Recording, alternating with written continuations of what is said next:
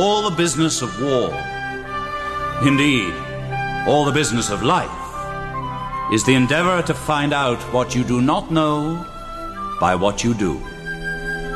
That I call guessing what's at the other side of the hill.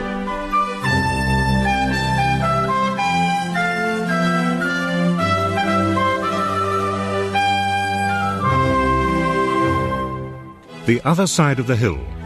Two linked plays by Peter Luke, based on his novel, which follows Arthur Wellesley, 1st Duke of Wellington, and the men and women in his life, through his campaign in the Iberian Peninsula. With Michael Pennington as Wellington, John Moffat as Major William Napier, Dominic Rickards as Harry Smith, Philip Sully as Don Julian Sanchez, June Tobin as Madre Soledad, and Cyril Jenkins as Juanita de los Dolores. In 1807, Napoleon invaded Spain and Portugal and put his brother Joseph on the Spanish throne. At the request of the loyal people of those two countries, Britain sent an army to Portugal, which soon came under the command of General Wellington. For 5 years, from 1808 to 1813, Wellington fought the French back and forth across the whole peninsula, until in 1814 he finally succeeded in pushing them over the Pyrenees into their own country.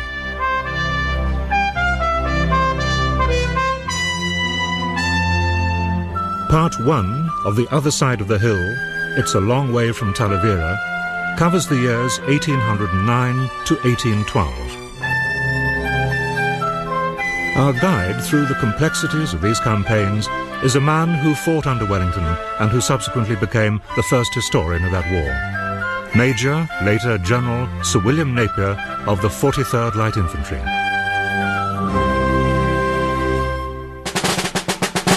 The 43rd Regiment, in which I had the honour to serve, was brigaded with the 52nd Light Infantry and the 95th Rifles to form what became the famous Light Brigade, later the Light Division.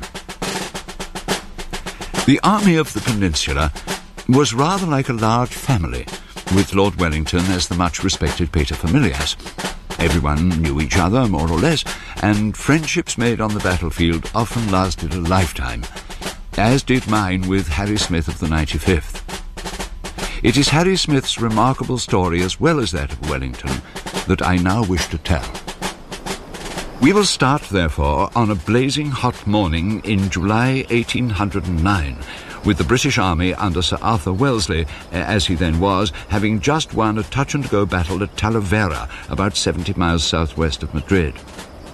The Light Brigade, which included Harry Smith, had just arrived on the battlefield, through no fault of our own, a day too late to help our comrades in arms.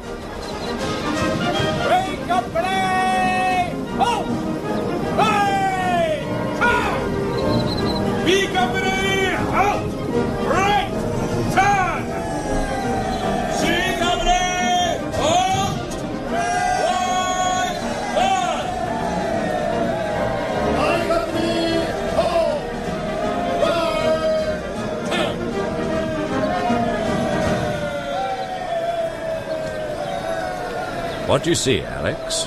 It looks like the Light Brigade arriving, General. Are you sure? I can distinctly see some green jackets. Timely enough, I dare say. Let them take over the pickets and bury the dead. Very good, sir. Fall out now, men, but no one to leave the area. Can we brew up, Mr. Smith, sir? No, Corporal Prickett, we may have to move again. Until we smoke then, sir. Oh, yeah. If you've got any tobacco, Palmer, I'll join you. Can one obey the call of nature, sir? How can I stop you, Doubleday? Downwind, chuck a stone at him. Even off, Prickett the bugger. God, oh, bloody mighty. Look at them bleeding dead. Thousands of them. Just our bleeding luck if we get detail to bury him. Corporal Prickett? Where's Mr. Smith? I was here a moment ago, mate. Message from the company commander. I Company is on burying the dead. Oh, what did I tell you? I come smelling now. Corporal Prickett, Sir? we're on burying the dead. We've heard, sir. The sooner the better, then. It's getting hot. Where are we, sir? According to the map, Talavera.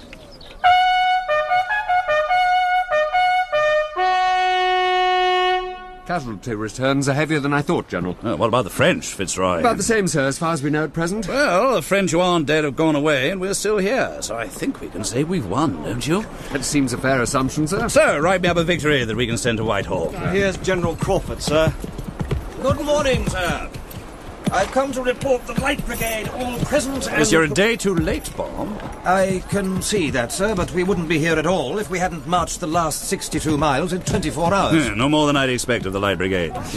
But it's not a bad time to arrive. Our people here are quite done in. I presume to relieve all pickets, sir, and I've given orders to start burying the dead. Good. And I've brought the dispatches from Whitehall, which you'll want to see. I'm inclined to doubt that. I have also brought you a letter from Lady Wellesley.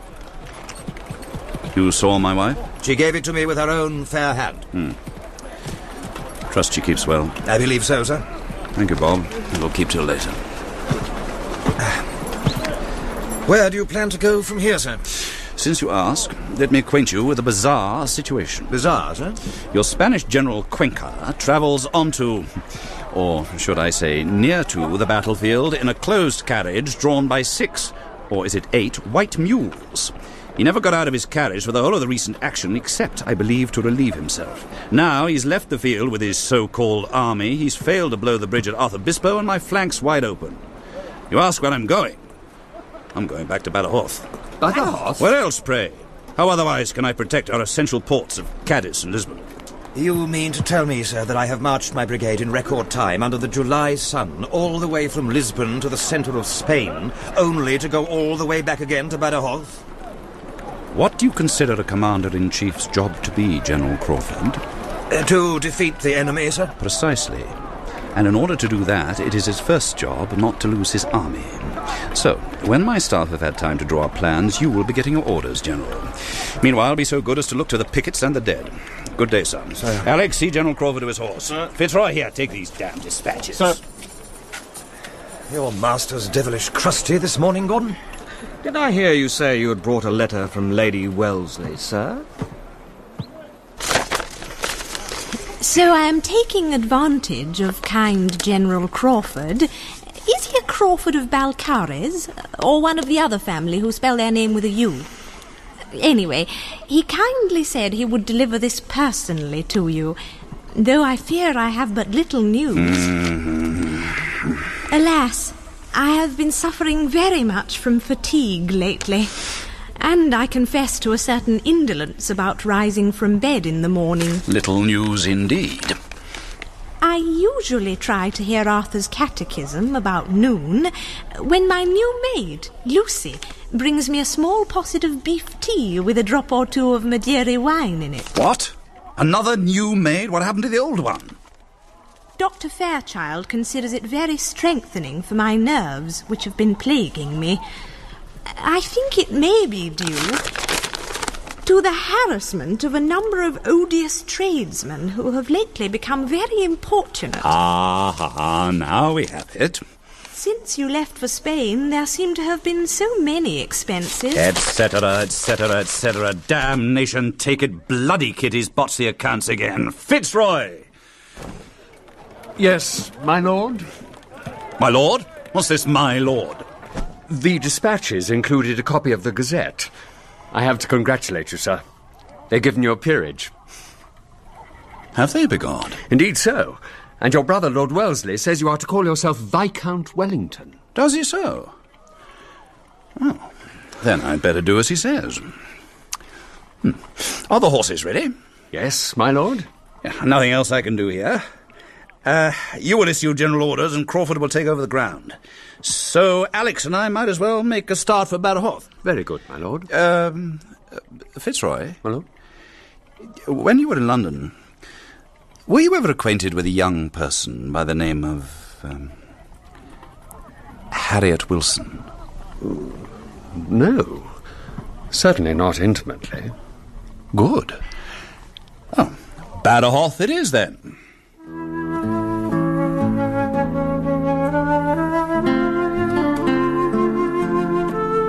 I remember well the house where Fitzroy Somerset and Alex Gordon were billeted in Badajoz. It belonged to a family called de los Dolores de Leon, and it was lived in by two young ladies, chaperoned by an old housekeeper, whose parents had recently died. The house had a large patio in the centre with a palm tree in it, where the young ladies, Victoria and Juanita, used to entertain on warm summer nights.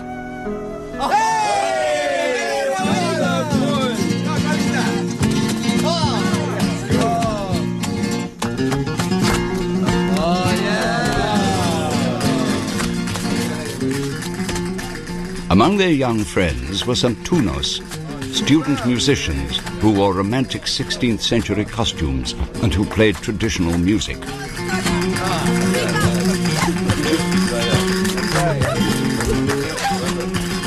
Juanita was still only a schoolgirl then, but what a dancer.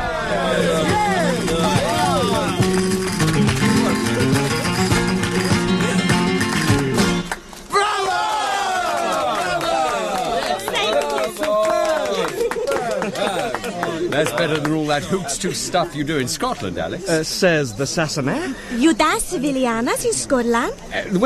Not exactly, Juanita. But we have a dance called Stripping the Willow. Stripping the what? Oh, very savage sort of thing. The Scots have only just emerged from the Middle Ages, you know. Oh, I don't think Alexander is savage at all. I think he's lovely. Thank you, Juanita. Are Sevillanas all love songs, Victoria? Oh, no.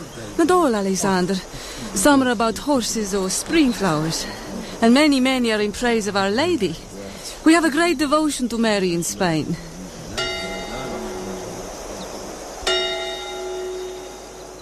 Hail Mary, full of grace, the Lord is with thee. Blessed art thou amongst women, and blessed is the fruit of thy womb, Jesus. Holy Mary, Mother of God, pray for us sinners now and at the hour of our death. Amen. Sister Rosario, ask Juanita de los Dolores to come and see me, please. Yes, Reverend Mother. Holy Mary, Mother of God, Hail Mary, full of grace, the Lord is with thee. Blessed art thou amongst women, blessed is the fruit of thy womb, Jesus. Holy Mary, Mother of God, pray for us sinners now and at the hour of our death. Amen. Come in.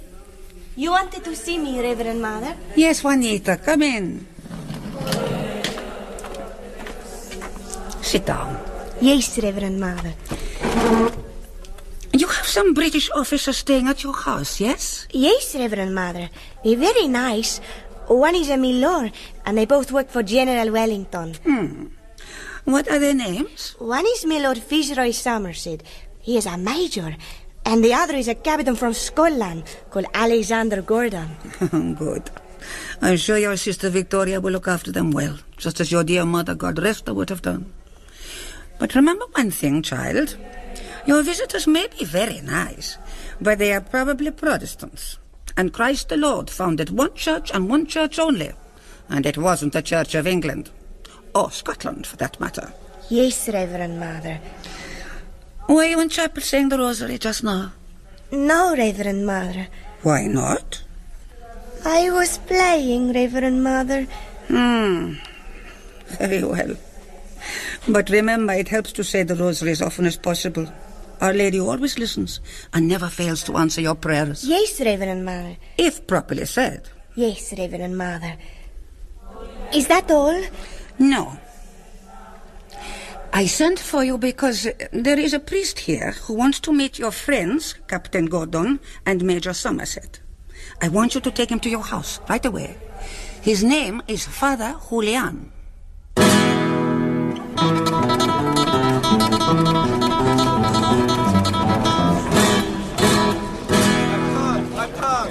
Your sister Victoria is married to Jacinto Reliana, no? Yes, Father.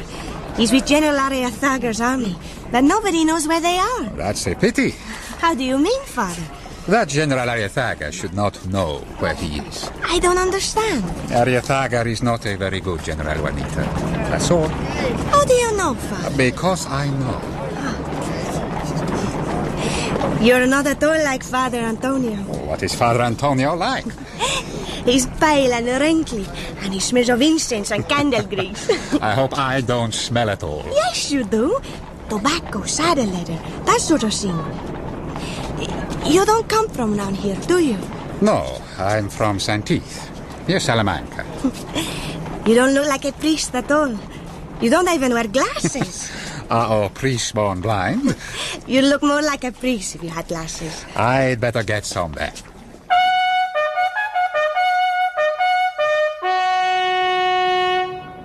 New guard, take post. All guard, right hand. Right to left, quick march. Is he one of those partisan priests we've been hearing about? He's no more a priest than I am, my lord. He's a well-known guerrilla and a specialist in cutting out convoys and intercepting dispatches. Cutting out liver and lights, more like. Sure the documents aren't forgeries planted by the French? I've checked. Everything fits in with the facts, such as we know them. Then it's worse than I thought. What do you say this fellow's name is? Julian Sanchez. His nom de guerre is El Charro. He was in the Spanish army, but got out. Oh, small blame to him. Where is he now? Round at our billet, my lord. I'd like to meet this guerrillero.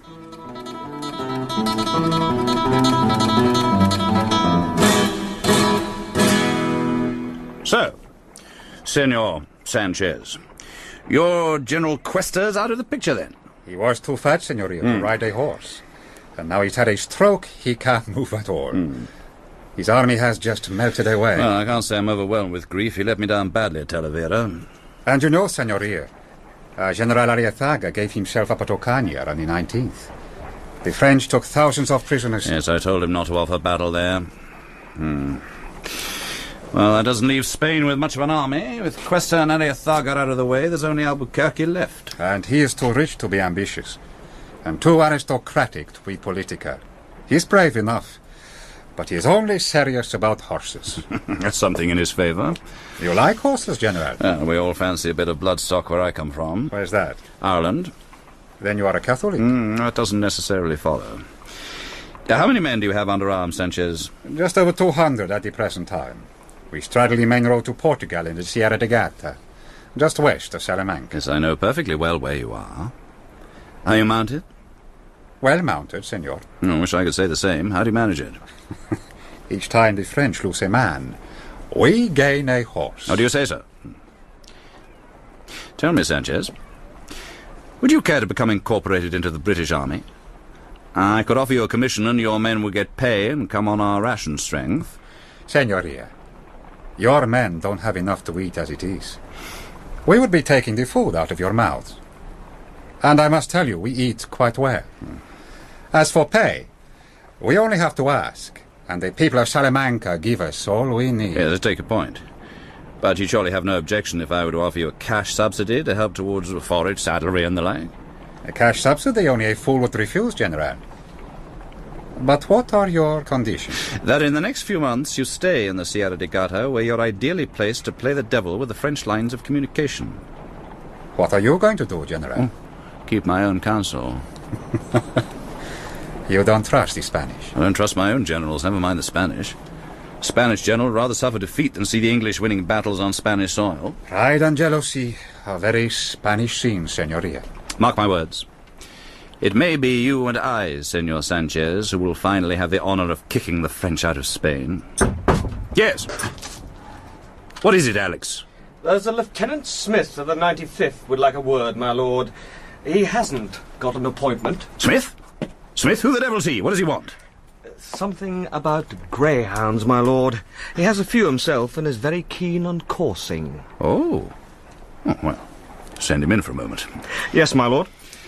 Remember, Sanchez, you'll be hearing from me again. Señoría. Oh, by the way, senor, how many white mules did General Cuesta have pulling his coach onto the battlefield? 6, was it, or 8? 12, Señoría. Goodbye. 12. Lieutenant Smith, my lord. Well, Smith, does your colonel know you're here? It's hardly protocol for a subaltern to approach the commander-in-chief directly, you know. I know, sir. But Colonel Barnard said that if I could get in to see you, and if I wasn't scared of having my head bitten off if I did, well, good luck. Did he indeed? Oh, you can tell, Colonel Barnard. Oh, no, never mind. Sit down. Thank you, sir. What's the state of health at the moment in your regiment? Not good, sir. A lot of men down with the ague. Mala era, they call it. Mala era? Because the Spaniards think it's caused by the bad air rising from the river. Mala aire, as they say. Fitzroy! My lord? Let me see those sick list returns again. Yes, my lord. These are Dr. McGregor's figures up to the end of the month. Deaths from ague, 328. Sick from ague, 1,007. Oh. Sick from all other causes, only 79. Damn it, it is ridiculous. These are the sort of circumstances that people at home, particularly in Whitehall, never take into consideration. Have you had it, Smith? Not so far, sir. But I go coursing most days, which takes me away from the river. Yes. Suppose you've heard I've got some new greyhounds out from England, eh? Yes, sir. My friends and I, we thought you might care for a bit of sport. Oh, thank you. Yes, I'll come, on one condition. Yes, sir? No wagers. Some of you young fellas are far too fond of gambling to be a pity to survive the campaign only to end up in Queer Street. No wagers, sir. All right then, Smith. Arrange time and place with the Gordon. Good morning. And we'll see what your English dogs can do, sir. Damn saucy fellow. You know something, Fitzroy? Lord? He's got a point about mal are, though. Why should my men be knocked down like flies just because those incompetent stunning caddies want our presence on Spanish soil? Devil take them. And defend their own country if they can. They've ignored every bit of advice I've given them and lost 2 armies in consequence. I'm now going to put into practice a very simple plan I've long had up my sleeve. What's that, my lord? Have a look at this map. Portugal. Torres Vedras? Torres Vedras, yes. For the last 6 months, I've had the Portuguese fortifying the line of hills between the Tagus and the sea. Defended by us, and with Lisbon as our port, we will be impregnable, and we shall spend the winter there in comfort and safety. Fed and clothed by courtesy of the Royal Navy, we can cock a snook at the French. And when spring comes? And when spring comes, we shall wait for Marshal Massena to make a move. But we'll tell no one of this plan, Fitzroy, least of all our senior officers. They're always writing to their whores in London or to the editors of newspapers giving away our secrets. Very well, my lord. And once we're behind the lines of Torres Vedras, we must find means of exercising and diverting all ranks.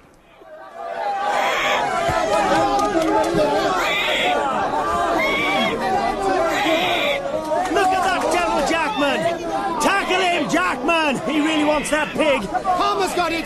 Palmer's got it. Well done, the bomb-proof man.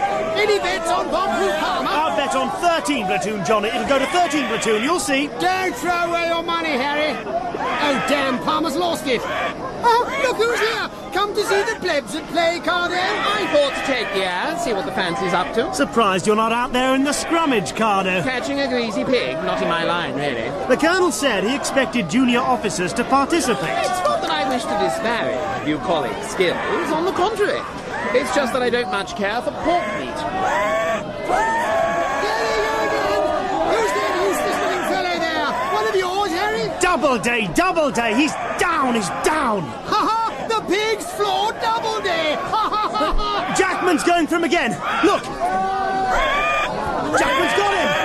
Yes, I think Jackman's really got him this time! What did I say? The pig goes to 13 platoon! Well done, Jackman! Just look at that damn fellow! Sweat, grease, pig, covered in it! Not a very edifying spectacle. As other ranks were diverting themselves on the field of sport, the officers were preparing to treat their Portuguese hosts to a performance of Richard Brinsley Sheridan's A School for Scandal. Thank you very much, gentlemen. Your Joseph service is excellent, Dan. Just the right evil touch. Thanks, Freya. Johnny, don't forget to keep that rather bumbling tone in your voice, right? Bumbling, right. Otherwise, your Sir Peter is splendid. Harry, dear boy, remember to have a good shave before tonight. Lady Teazle must be as alluring as possible. Now, any questions? Yes, sir. In Act 4, just before I go to hide behind the screen, does Dan Cardo have to get quite so close behind me? Well, he has to be seen as lecherous as possible. Yes, but he keeps treading on my damn skirt. Well, look out for that, will you, Dan? Yes, of course. Sorry, Harry. Well, if that's all, tonight's the night, and good luck to us all. Just one more thing. No drinking before the show. Professionals never do. We're not professionals. All the more reason. Curtain up, 8 o'clock sharp.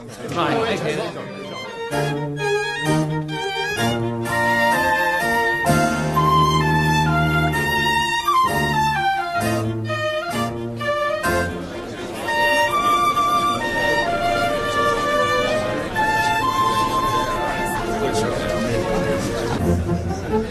My God, Harry, I'd rather face Boney's cavalry any day than that audience out there. Here, Johnny, have a drop of this. What is it? Brandy? The best. Took it off that chasseur colonel we captured. But Freya said... Devil take it. I need a bit of jumping powder. Well, I suppose a drop of good stuff won't do any harm.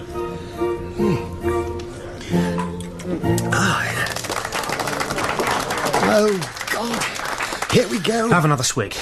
Thanks, old man.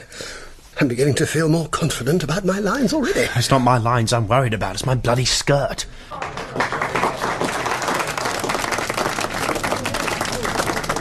My lords, ladies and gentlemen, señoras y señores, it is with great pleasure that we present the Green Jackets players in a performance of A School for Scandal by Richard Brinsley Sheridan.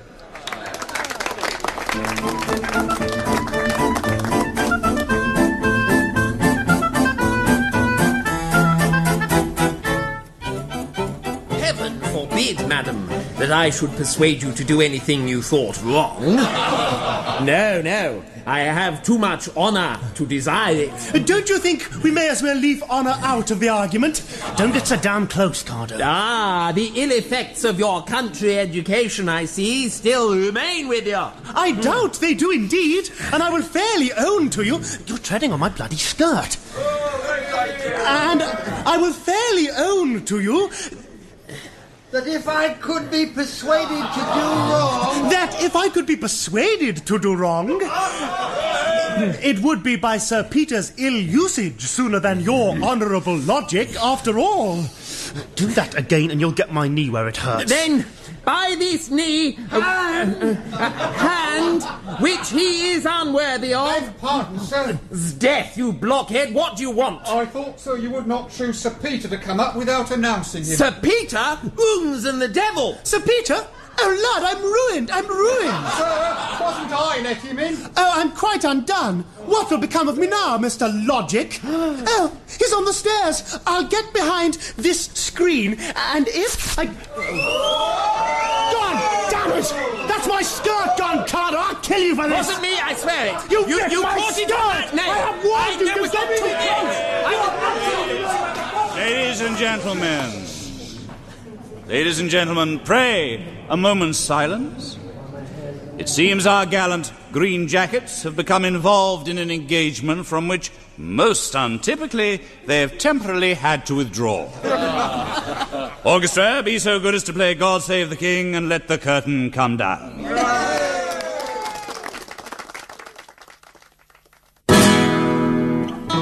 While we were at play in Portugal, the French Marshal Massena and his men were starving on our doorstep. And this is where Julian Sanchez and the other guerrilleros came into their own. With Massena's lines of communication stretched out over 400 miles, the distance from the French frontier to Torres Vedras, every Spaniard with a long knife or a blunderbuss could take his personal revenge on the hated invader. That, for the time being, took care of Marshal Massena, whom the peer regarded as the most formidable of Napoleon's marshals. There remained, however, Marshal Soult, who had suppressed all Spanish resistance in Andalusia. He was now free to turn north again. What do you make of the news from Badajoz, my lord? Marshal Soult's a crafty fellow, Fitzroy. He wants to tempt me out of Torres Vedras by threatening Badajoz. And shall you be tempted? Tempted, yes.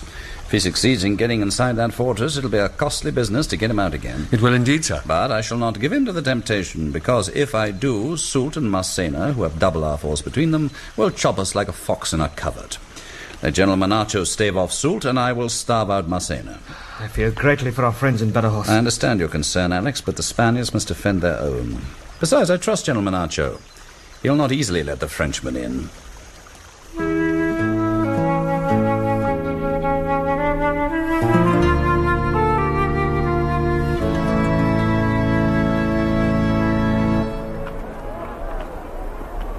Do you mind if I smoke, Reverend Mother? I quite like the smell of cigars, General Monacho. Thank you.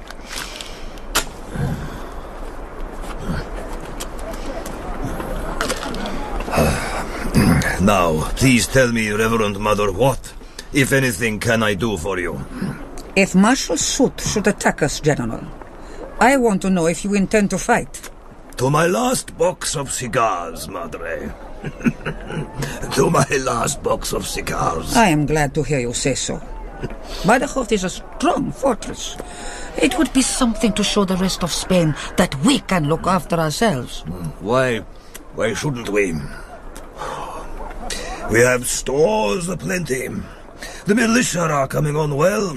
It is only some of the regular officers I worry about. With reason. The juniors are mothers' boys and sport brats, and many of the seniors with respect, sir. It's the fault of the system. They get commissions through family connections, and they are not trained in even the basics of military procedure. But our countrymen are brave people. They are used to hardship. Why shouldn't they make good soldiers? They might, under British officers. Whom they would not understand. The British understand discipline. If you soldiers want to know the meaning of discipline, ask a novice nun. Haven't I often said that what my raw recruits need is not a month on the barrack square under a sergeant major, but a month in the cloister under Madre Soledad?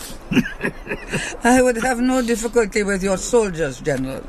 Women are far more difficult to manage. And who are you informing of this fact, Madre? I, who have 7 unmarried daughters. Let me tell you, if I castigate one of my sometimes rude and often rebellious daughters for being rude and or rebellious, my wife comes rushing to their defense.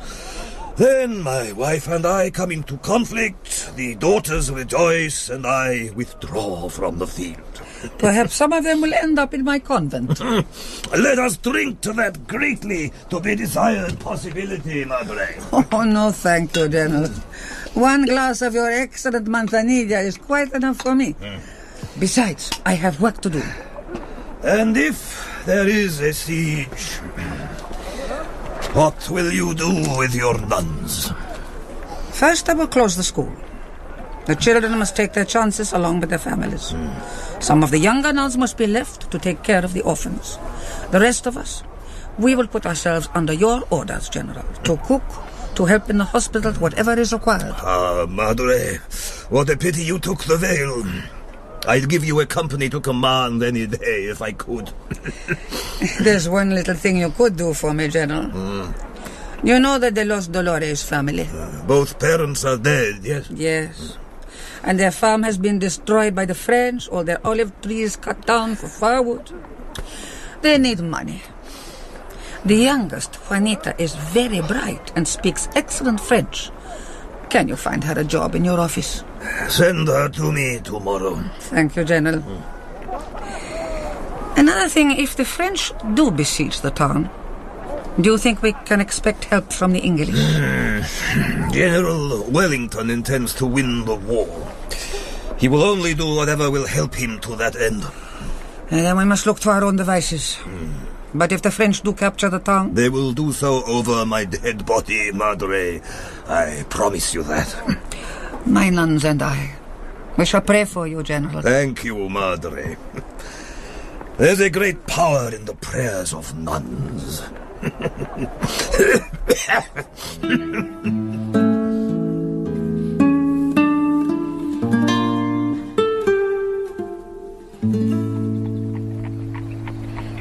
What will happen if the French take Badajoz, Vicky?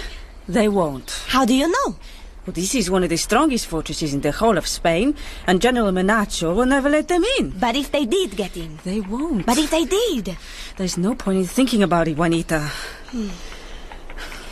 You know what the women are all saying in the market? I don't want to know what those stupid women are saying in the market. They're saying that if the French take the town, all the women will be, you know...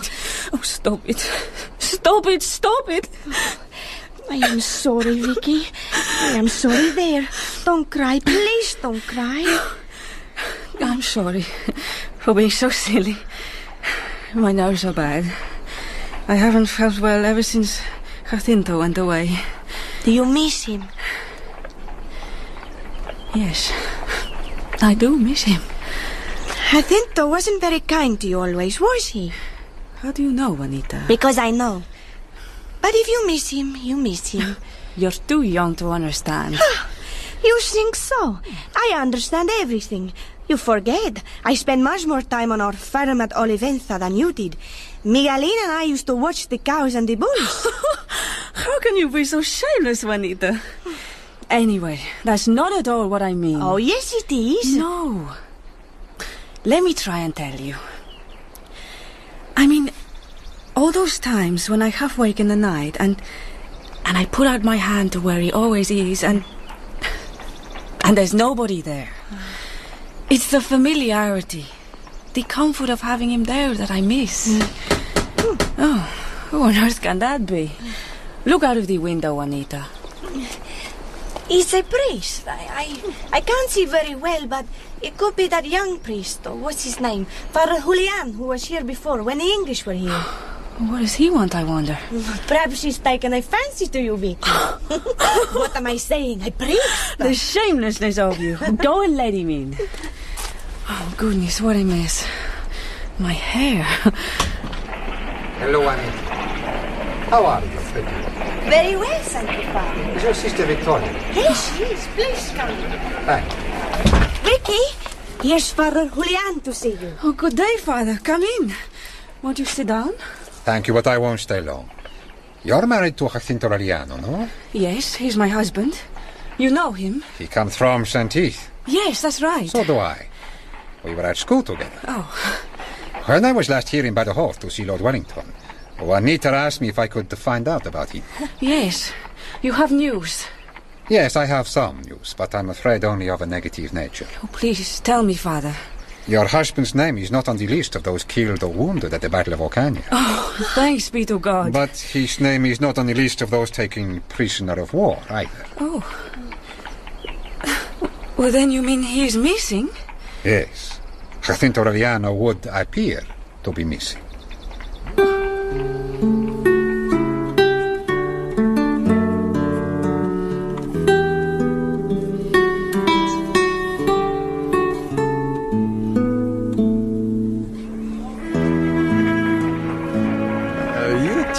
Juanita. Why not, Miguelin? It's been nearly 3 years since I was at our farm. It's not just the 3 years. You know what I mean. Anyway, you say your father and mother are all right? Oh, yes, they're all right. Thanks be to God. Tell me what happened. Well, when the French first came to the farm, they slept in the outbuildings and started cutting trees for firewood. My father went to the sergeant and said they could have last year's prunings free, but not to cut the olive trees. And did they? They soon used up the prunings and started to cut the trees again. What did your father do? He went to the sergeant again, but the sergeant told my father he was lucky the French had come to free the peasants like him from the landlords, in the name of liberty, equality, and fraternity. Oh, your father would not have liked that. Oh, no. He said that if robbing people's olive groves was liberty, equality, and fraternity, then the sergeant could... He then said something very rude about Bonaparte. And then the Frenchman hit my father across the face. Juanita! Juanita! Oh, no. Here comes the apothecary's wife. Oh, Juanita, my child. What times, what terrible times. I hear the French have cut down all your olive trees and murdered everyone on your farm. How will you live now, you poor orphan thing? It's not quite as bad as you like. No trees, no olives, no oil, no money, no parents. Dear God, how will you live? But I didn't murder him. How will you ever find a husband? How will you ever find a husband now? Dear God above, what times, what terrible times. What a cat. Townspeople. So, what are you going to do now, Miguelin? I'm going to become a militiaman. You? Yeah, why not? I'm going to be attested tomorrow. I was on my way to the quartermaster's stores to draw a musket and bayonet. I'll soon be on active service. Look you. Active service. It won't be long now, I can tell you. They say some French cavalry are already west of the river. Oh, Juanita. Oh, there you are. Sister Rosario. What's the matter? I've been looking for you everywhere. Madre Soledad says she wants to see you. Me? What for? I don't know, but she said it was urgent. Very well. Goodbye, Miguelin. come to the house when you get some time off. Oh, I don't think you get much time off on active service, Juanita. Well, good luck anyway. Thanks. Goodbye.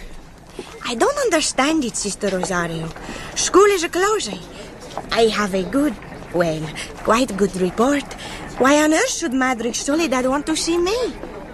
I wanted to speak to you about your French, Juanita. My French, Reverend Mother? I have been talking to General Manacho. About my French? Oh, of course not. General Manacho asked me to recommend a reliable girl to help with secretarial work at his headquarters. I recommended you. Oh, thank you, Reverend Mother. Now, listen to me carefully, child. General Manacho is a brave and honorable soldier who is determined to defend this town to his utmost ability. But nobody can foresee the fortunes of war, and a man can only do as much as the materials at his disposal enable him to do. I am not sure that I quite follow what you... Let me go on. And I am speaking to you in confidence, Juanita, because I trust you, and because your mother was a friend of mine. I don't want my words repeated to anyone. I promise, Reverend Mother. You've turned out to be a pretty girl, Juanita. And I must warn you to behave with extreme discretion at all times. But what has this to do with my French? I'm coming to that. In the event of the French occupying this town, and I pray to God that it may never happen, you, Juanita, will be in a special position. Oh? Unlike most of your fellow citizens, you speak French. This has advantages and disadvantages. In the first place, French soldiers will want to talk to you, and they may say improper things. No worse than the Spanish soldiers, I am sure. Please don't interrupt. French laxity in morals is notorious and has got worse since the Revolution. Some of the soldiers, particularly their officers, in their desire for communication with the opposite sex, may say indiscreet things. Do you follow me? What sort of things, Reverend Mother? I don't mean what you're thinking, Juanita. Sorry, Reverend Mother. I mean things relating to their army's dispositions, their future movements, pay, lines of communication. If by chance you should hear anything of this sort, I want to know at once. I want any and every scrap of information that might be of use to our army or to our allies, the English, in the fight to rid our country of its godless invader. Now, do you understand, child, what I meant when I said I wanted to talk to you about your French? Yes, What's that, Reverend Mother? It can be only one thing. The French.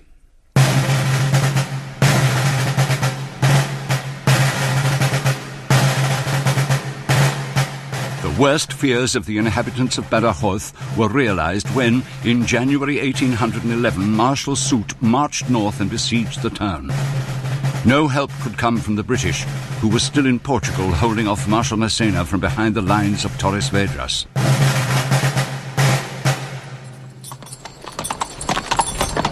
Do you think the French will get into Badajoz, Fitzroy? The Pierre doesn't seem to think so. All the same, it's awful to think of our friends there being menaced by General Soult while we're unable to do a damn thing about it. I appreciate your concern, Alex. Though I suspect it is primarily for a young lady called Doña Victoria de los Dolores de Orellana. Don't remind me of Orellana, Fitzroy. I've already entertained some unworthy thoughts about the possibility of his being killed in action. Perhaps he has been. Stop it. Extra matrimonial entanglements, Alex. They can bring down the best of them. I know. Look at Uxbridge, the best cavalry commander we've got. He has to go and elope, and now look at him. His career's in ruins. So much the worse for all of us. And there's the peer's own brother, Wellesley. Half his children don't know who their father is. He seems to have got away with it, though. I don't quite know how. And the peer himself is always going on rather coyly about that whore, Harriet Wilson. It's rather touching, really. He's not at all a fornicator at heart. I only hope she doesn't squeeze him for money. What do demi-reps do that isn't for money? Quite. Poor fellow, he's not at all well off, and Kitty's always getting into debt. Pity about that marriage. Well, yes, in one way. But looking at it another, he's really happy campaigning. Many senior officers out here spend their time fretting about their families or their estates and are longing to get home. Others with attractive youngish wives are in a constant state of anxiety lest they're having the horns put on them. But not the peer. He's got his friends and his pack of foxhounds, and he's happy here. Hold hard there, sir. What's all the hurry? I'm looking for Army Headquarters, sir. Can you tell me where it is? I can indeed. We're going there ourselves if you care to come along. Thank you very much, but I'm in a bit of a hurry. So it seems. Where are you from? From Marshal Beresford on the frontier. I've got an urgent dispatch for the Commander-in-Chief. Have you, sir? My name's Somerset, and I'm military secretary to the Commander-in-Chief. Oh, then you're just the man I want, sir. Where's the dispatch? In my haversack, sir. Won't be a second. Oh, stand still. Do you know what's in it? No idea, sir. Only that it's urgent. The Marshal had some news yesterday from Salamanca, brought in by a guerrilla. El Charro? I don't know, sir. Here you are.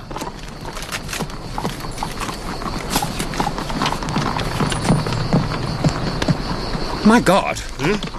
Come on, Alex, at the gallop. Right. Follow on, whatever your name is.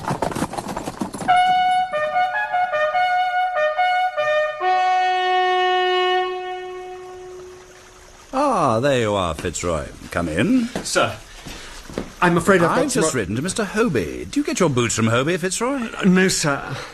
There's I know a lot of people prefer Lob, but Hobie does me well enough. Yes, sir, I'm sure, sir. I'm sick of struggling into Hessians.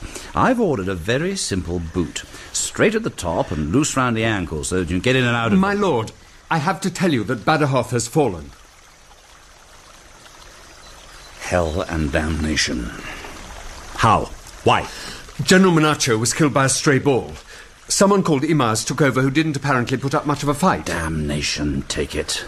I was counting on Menacho. With Marshal Soult sitting pretty on the frontier, Massena can now hang on here for as long as he likes. Damnation! What's up out there? Alex will attend to it, sir. It's O'Malley of the Light Dragoons, my lord. He said Massena's gone. Gone? Gone? Seems like it. Oh! Send O'Malley in, Alex, and get me Generals Crawford and Stapleton Cotton here immediately. Yes, sir. So, Massena can't have heard yet about Badajoz. What luck! When we cross the frontier this time, please God, we shall never come back. Lieutenant O'Malley, my lord. So, the old devil's gone, eh? Cleared out bag and baggage, sir. They must have gone early in the night and built their fires up to fool our pickets. How far did you patrol? A good 15 miles along the Santarém road, sir. But there's neither hide nor hair of it. Thank you for bringing me some good news, O'Malley. Sir. Tell me, are you by any chance one of the Galway O'Malleys? I am indeed, sir.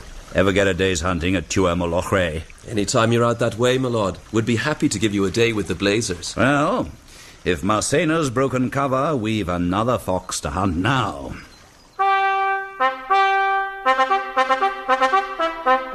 Wellington had literally starved out the French, and Marshal Massena was now obliged to take the long road back to their strongholds of Alameda and Ciudad Rodrigo in northwestern Spain. Spring was now come, and the British soldiers were happy to be on the move again, though perhaps they had become a little slow and soft during the winter months in Portugal.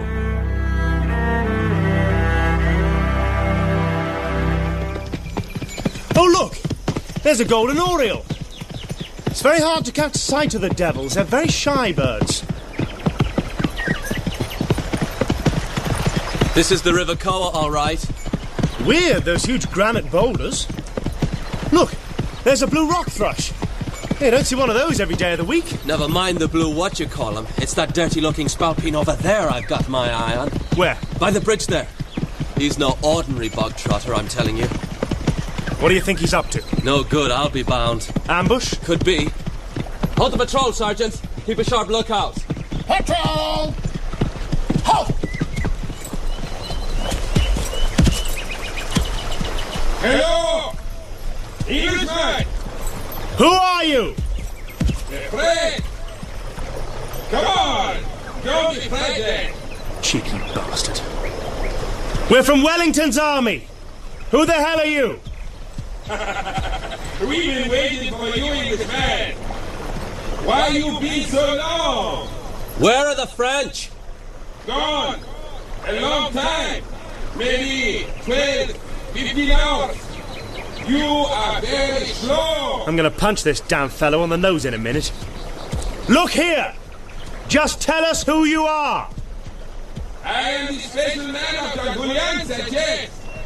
El Charro, he who has much faith. El Charro? Isn't that the gorilla chap? Yes, I think so. My chief is a good friend of General Wellington. He wants you to come. All right, then. I'll come. I don't know about that, Harry. My orders are to keep going till we see the Frenchers. Then we'd better split up. You go on with the patrol. I'll go and visit El Charro. Do you think that's wise now? I don't know if it's wise, but he should be able to tell us a good deal about the state of the French. Besides, I want to see how they live, these guerrilleros.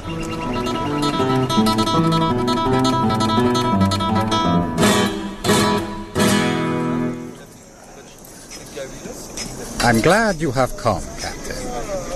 What is your name? Harry Smith. Harry Smith. I'm glad you have come, because it is necessary for me to talk with someone from General Wellington before you catch up with Massena. But I'm only on patrol. I'm not on Lord Wellington's staff. No? But you can tell them. Yes. I know one of his aides-de-camp. Who? Alex Gordon. Good, I know him too. You must tell him that Massena has been supplied with food and ammunition from Ciudad Rodrigo. So now he will stand and fight. Perhaps near here on the border. I think it will be at Fuentes Senoro. I'll tell him. Marshal Massena must be feeling a happy man now that Soult has taken Badajoz. Taken Badajoz? Soult didn't take it, he bought it. You look surprised, my friend. Well, I'm not used to opposing generals buying and selling fortresses. Oh, you mean you have no traitors in your country? Well, how should I know? Our country's not been overrun by the French. Well, at least not since 1066. Right, my friend. And nobody can tell how people will behave until they have experienced it. If Badajoz is the key to this campaign, as it seems to be, it's going to cost a lot of British lives getting the French out of it. British lives? And how many Spanish lives are lost with every British victory? You British are always telling us we have no discipline. But when your people storm a town, they are worse. Much worse than the French. It is their own allies they loot and rape and murder. Now steady on. I know bad things have happened. But we're only fighting your bloody war for you because you can't do it for yourselves. And because your politicians want to get rid of Napoleon. I know. Listen, we don't have our own king because Bonaparte tricked him out of his throne. We don't have any leadership because we don't have a government. Just a set of politicians playing their own dirty games. So we have to depend on you English, who rape our women and plunder our towns. What can you do? Our fellows fight like the very devil to capture their objectives. If they achieve them, those that are still alive, they go straight for the drink. In no time at all, they don't give a damn who or what they're fighting for. What are you fighting for, Captain? What are you doing in Spain? That's easy enough. I took the King's shilling. I hold the King's commission. I'm bound to fight whoever or wherever it is required. I too was once a regular soldier. But that is not why I'm fighting now. So why do you fight? See, this earth is mine. And no French bastard of the Great Whore is going to take it from me. That's why.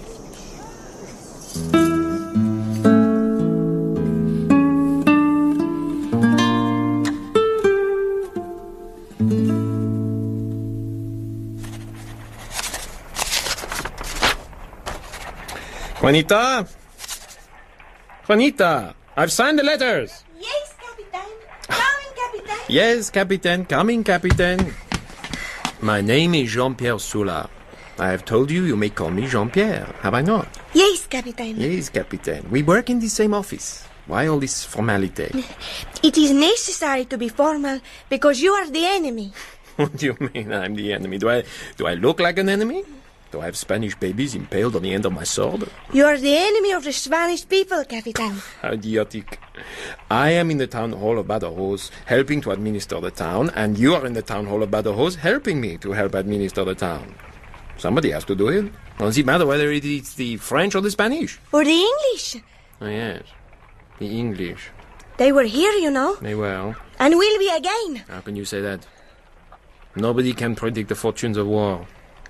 Before the English can get back into Badajoz, they will have to defeat Marshal Massena, they will have to take the fortress of Alameda, and they will have to capture Ciudad Rodrigo. There is a convoy now on its way to reinforce Ciudad Rodrigo with men, food, and supplies of every sort. Oh, really? Yes, indeed. Well, I must go and have my lunch. My landlady is very strict. Ah, the apothecary's wife. She's also very mean. I hope she feeds you properly. Oh, one must not complain in time of war, but you know we French are not accustomed to so many dried beans. At home we have... Where is your home, Captain? In Gironde. I live at Barsac, near Bordeaux. Oh. You are married? Certainly. We have a little boy aged 4. How nice. Now you better go for your lunch, or the apothecary's wife will be cross. I know what she's like. I'll see you later, my little cabbage.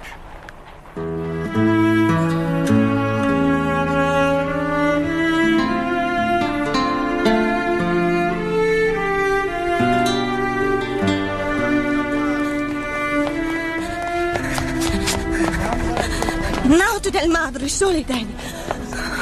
Run! Run! Run! I must run all the way. No, I mustn't. No, I must not run, or it will look obvious. The apothecary's wife is always looking out of her window. With luck, she will be cooking her disgusting puchero for poor Captain Sula. I don't want her to see me and say in front of him, "Why is that silly girl Juanita in such a hurry?" Oh, dear. I must look calm and casual, and smile, and not look serious. Oh, dear. What a strain. And particularly now I'm in a state of sin. First, I was in love with a priest, Padre Julian. That must be a sin. Now I am in love with the enemy of my country, Captain Sula, a married man. And that's a double sin. But I'm going to betray him. So does that cancel out the sin? Or does it mean that I'm not really in love with him? Oh, dear. I must go to confession. But there's never any time. Be tranquil, child. Sit down and get your breath. Yes, Reverend Mother. There's seldom anything so urgent that one has to run. Not that it matters at your age. Now, what's the news? There's a French convoy on its way with reinforcements for Ciudad Rodrigo. Who told you? Captain Sola. Good. What is the nature of the convoy? An important one, I think. Men, food, and general supplies. Which must mean ammunition and possibly pay for the troops. Very good, Juanita. Anything else? Yes, Reverend Mother. There is something. Well, what is it? Speak up, child. Well, I think I am in a state of sin. What sort of sin? I think I have fallen into temptation. What sort of temptation? Carnal temptation. Oh, is that all? Everybody suffers from that from time to time. It's all rubbish. If you've got anything serious to confess, see Father Antonio, whoever it is you go to. Priests are expert at that sort of thing. Oh, thank you, Reverend Mother. Well, what is it, child? Oh, Father Antonio. Yes? Well, I don't think he's really an expert. I mean, he doesn't look as if he's ever had a carnal thought in his life.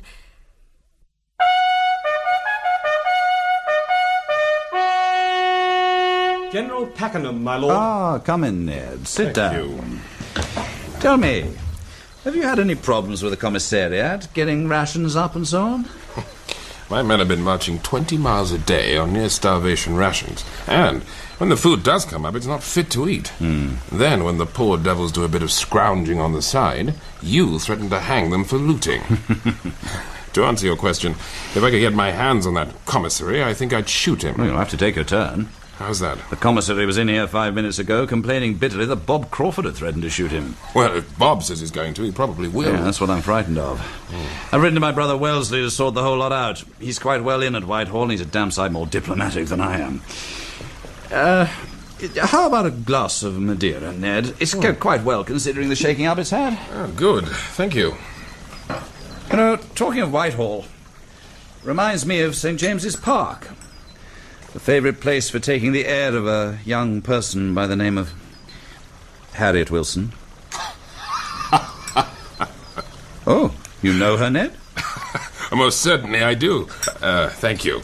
As does about every beau, buck and dandy serving in the Peninsula, not excepting my esteemed brother-in-law. What? You know about me? As does everybody between the Thames and the Tagus. What? Well, not everybody. I mean, not my sister Kitty, for example. It doesn't shock you, then, that I've been unfaithful to Kitty? Not in the least. The only thing that mildly shocked me at the time was when you came back from India and proposed marriage to her. No one was expecting it. How's that, then? Well, you had been 5 years abroad. You were under no obligation, as we in the family saw it. I felt I was under an obligation. But when you got back, Kitty was almost engaged to Lowry Cole. You could have left it like that, and probably Kitty would be Lady Cole rather than Lady Wellington today. I couldn't do that, Ned. Before I went to India, we had an understanding. By honour, I was obliged to repeat my offer of marriage when I came back. The surprise was that she accepted me. For your sake, Arthur, more's the pity that she did. You and Kitty were never suited. Yes, even our honeymoon wasn't a success. As I remember it, we spent most of the time playing music, scraping at our fiddles together. Kitty has no great talent for the fiddle. We must have sounded like two seagulls unsuccessfully trying to mate. But it was the nearest we ever came to passion. One cannot be but sorry for both of you. Well, it's nice of you to put it like that, Ned. As Kitty's brother, it would have been reasonable for you to have taken a less kindly view. I'm just relieved that you and Larry never came to calling each other out. Oh, that would have been a novel way of deciding who you would have for a brother-in-law. Hey, Ned. Come in. Good news, my lord. Tell me. El Charro has attacked an important convoy on its way to Ciudad Rodrigo and captured a lot of booty. Is your source of information reliable, Alex? A subaltern of the Rifles, Smith, is here now. Oh, that saucy fellow who's always trying to lay hands on me greyhounds. That's the one, sir. He was with El Charro at the time. Oh, was he? Bigod. Send him in. Yes, sir. You know, Ned, there are some people in this army who simply regard this campaign as a government-sponsored sporting tour. I'm not surprised. The Commander-in-Chief sets them a pretty good example. Lieutenant Smith, my lord. Sir. Sit down, Smith. This is General Pakenham. I know the General by sight, sir. Now, first of all, Smith, what the devil were you doing with Sanchez, or El Charro, as he likes to be called? I was on patrol with the Light Dragoons, my lord. My colonel gave me leave to because I speak Spanish. Your colonel seems to give you quite a lot of license one way and another. What happened? Well, sir, we came across El Charro's men on the banks of the Coa. Don Julian expressed a wish to speak to a British officer, so I went. He was a bit prickly at first, but we got on all right in the end. Yeah, tell me about the convoy. Yes, sir. Well, in the early hours of Wednesday morning, Julian, that is El Charro, got an urgent message emanating from Badajoz, I think, that there was a large convoy approaching Ciudad Rodrigo, under escort of a squadron of cavalry and a battalion of infantry. Julian decided to attack it. And what business had you to take part? Well, sir, under the circumstances, I could hardly say goodbye, I think I'll go home now, could I? So I went along. Squadron of cavalry and an infantry battalion. Quite a tall order. I warned Sanchez against pitched battles. Oh, well, proceed. By first light, we were in position near a quarry to the east of the town. Soon after, we saw the convoy approaching, cavalry in front, then a number of stores wagons, including one which appeared to be very heavy because it was drawn by 6 mules, and finally the infantry taking up the rear. Julian sent out a detachment of charros. They can really ride, those fellows. Yes, go on. They were to go and pull faces at the Frenchmen. The French cavalry immediately gave chase, and the charros, pretending to be running away, led them beautifully into the quarry where we blocked them in. I don't suppose any of them got out alive. Yes, meanwhile, sir, the commander of the convoy must have lost his head, because he ordered the stores wagons to make a run for it towards the town, while the infantry formed square to receive cavalry. What then? Well, we just ignored the infantry, stood there looking silly, whilst we galloped off after the transports, well out of musket range. Julian had a new cannon which he was very anxious to try out. Oh, so he's going in for artillery now, is he? Yes, sir. Again, luck was on our side, because the third shot caught the big wagon full amidships and blew it up. It was the pay chest, full of gold coin. There was gold all over the place. A lot of coins got blown into the bodies of the drivers. In fact, the commanding officer of the convoy himself was riddled with doubloons. I'm afraid the Charros were not too nice about picking the coins out with their knives. He was dead by this time, of course. Well, I'm glad about that. What happened to the infantry? When they saw we'd captured all the stores, they just formed up and withdrew. I tried to organise a charge, but, well, with all that gold about the place... Yes, quite. There are certain factors in war that Whitehall never takes into account. Ladies, loot... And corrupt commissaries, I might add. Yes, there may be one less by now. Very well, Smith. Go back to Colonel Barnard and tell him I'll second you to the guerrillas any time he wants to get rid of you. Very good, my lord. Thank you. Worth keeping an eye on that young fella, Ned. He's got initiative and intelligence. I've heard he's quite a gallant officer. I'm sick of gallant officers. The army's full of them. What I need is a few more officers with a touch of cowardice and a lot more brain.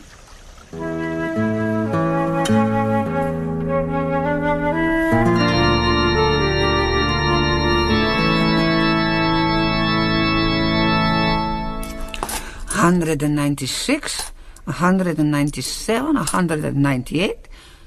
Why have so many of these coins got a black sticky substance on them, I wonder? $199, $200 gold doubloons for the convent. How very kind of Don Julian. What a lovely windfall, Reverend Mother. What are you going to do with it? Oh, it is so much that wants doing, Sister Rosario. The lavatories are a disgrace. But the junior school needs new desks. Oh, they do. Never mind about the lavatories, Reverend Mother. We're Spanish. Lord Wellington finally caught up with Massena and defeated him at Fuentes de Oñoro, just as El Charro had predicted. Poor Massena, perhaps the best of Napoleon's generals, was ignominiously recalled, and his place taken by the much younger Marshal Marmont. By January 1812, the peer had taken Ciudad Rodrigo, where, sadly, Bob Crawford was killed leading the assault. But this success now opened the way to Badajoz.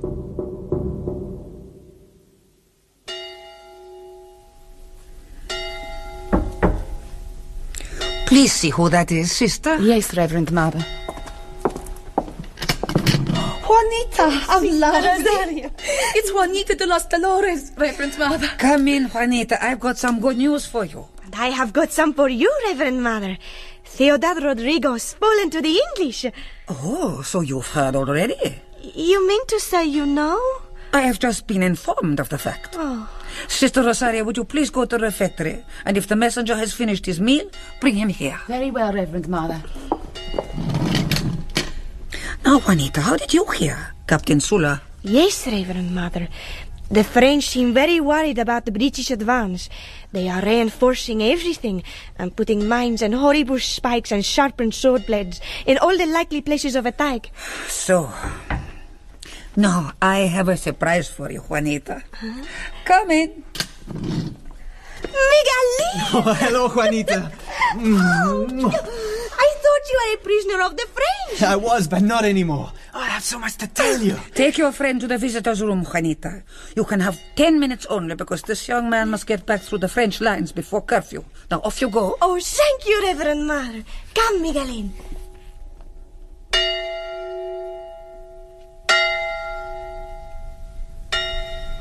When we realized that the column was getting near Salamanca, we thought they'd probably put us in a prisoner of war camp there. So, it was now or never. A few of us made a break for it that night, all running in different directions. You know, one poor bastard... Oh, sorry, Juanita.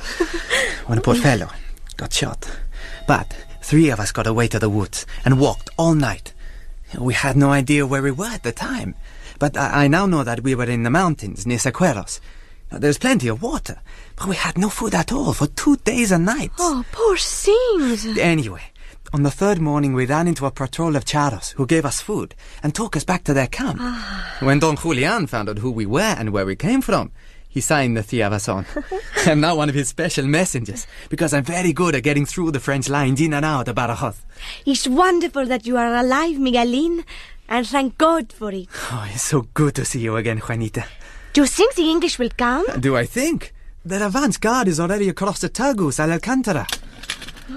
Time is up, Miguelin. You have only 15 minutes before curfew. Goodbye, Juanita. Oh, you are looking very pretty. Goodbye, Madre. Thank you for the meal. Thank you for your information, Miguelin. Go carefully. I will. Oh, Reverend Mother, Miguelin says the British are at Alcantara. They are obviously going to try and recapture by the Hoth, then. Is that bad? If the French are going to defend the town and you say that they are preparing to do so, of course it is. Why? It stands to reason. The harder the battle, the worse it must be for us. But if the English should win, and we must hope they do... You think they might sack the town? If it is God's will that they sack the town, they will sack it. They usually do. In which case, we must offer it up to God as a penance for our sins. Reverend Mother, I am frightened.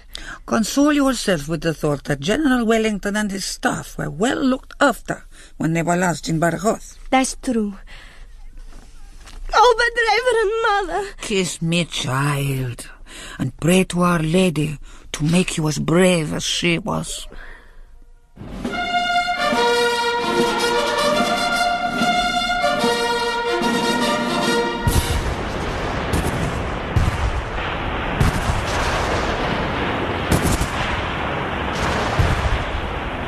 After a 20-day battering from our guns, on Easter Sunday 1812, the breaches in the walls of Badajoz were declared practicable.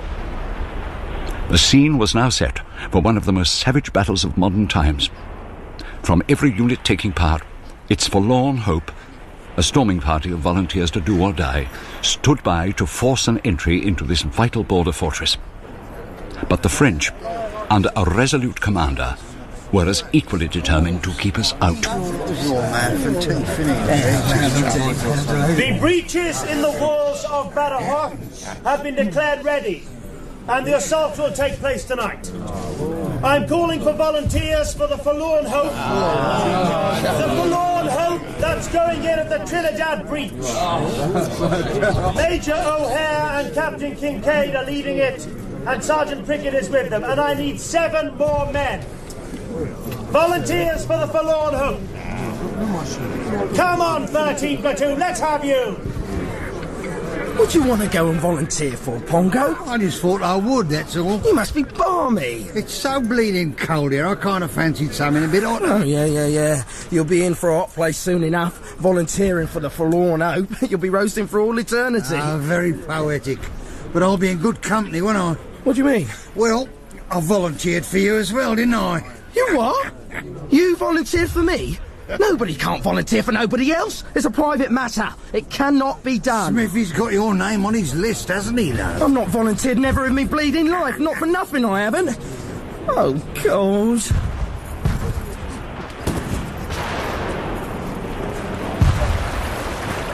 Captain Harry Smith, 95th Rifles. The breach and the ramparts were full of the enemy, looking quietly at us, although not firing a shot. As soon as our ladders were ready and the column in the very act to move, our commanding officer, Colonel Barnard, called out, "Now, O'Hare!"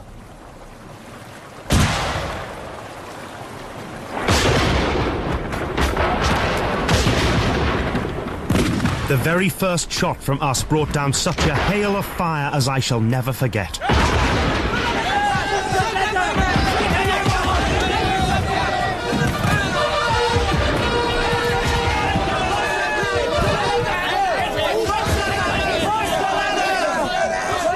We flew at the ladders and rushed at the breach.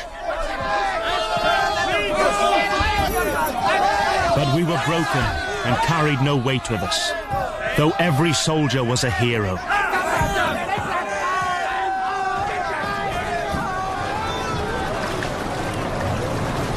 I am Corporal Edward Costello of the 95th Rifles. For the second time, I volunteered for the Forlorn Hope. After having received a double ration of grog, we fell in about 8 o'clock in the evening. I happened to be on the right of the front section when my old officer, Major O'Hare, came up with Captain Johnny Kincaid, both in command of the storming party. A pair of uglier men never walked together, but a brace of better soldiers never stood before the muzzle of a Frenchman's gun.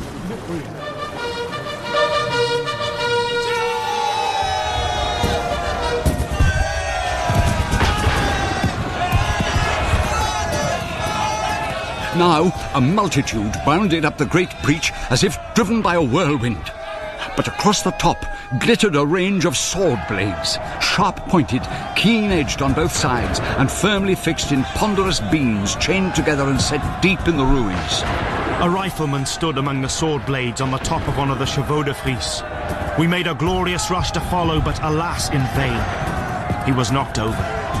All were awfully wounded, except, I believe, myself and little Freer of B Company. I am Quartermaster William Surtees, 95th Rifles, and was stationed on a little knoll just back from the Trinidad Gate. All sorts of arms were playing at once. Guns, mortars, musketry, grenades, and barrels of gunpowder thrown down from the walls, while every few minutes explosions from mines were taking place.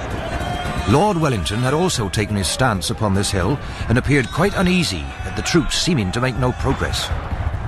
I saw my poor friend, Major Peter O'Hare, who saved my life at Fuentes de Oñoro, lying dead upon the breach.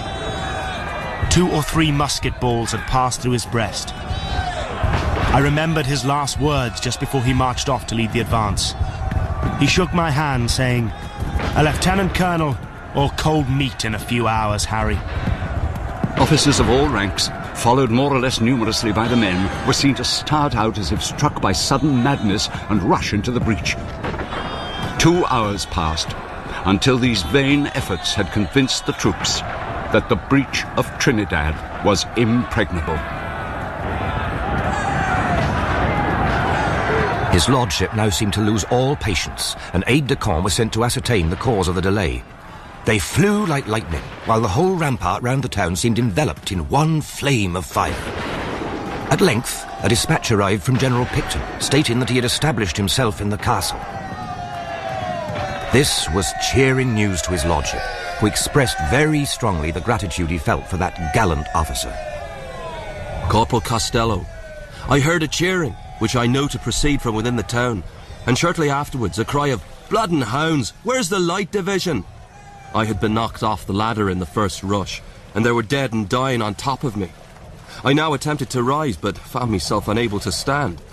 At this moment, I saw 2 or 3 riflemen moving towards me. One named Bomb-Proof Palmer immediately exclaimed, "What? Is that you, Ned? We thought you laddermen all done for."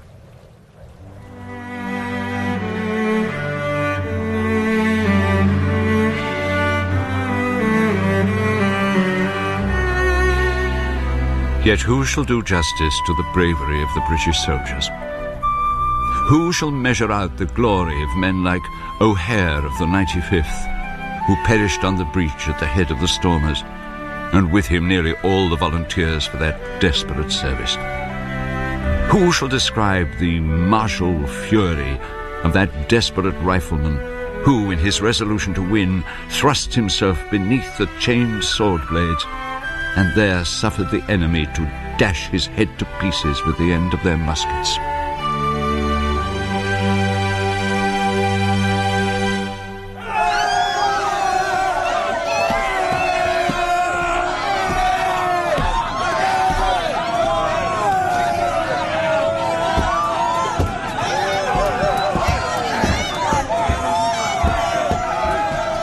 Now comes a scene of horror I would willingly bury in oblivion. The atrocities committed by our soldiers on the poor, innocent and defenseless inhabitants of the city. No words suffice to depict.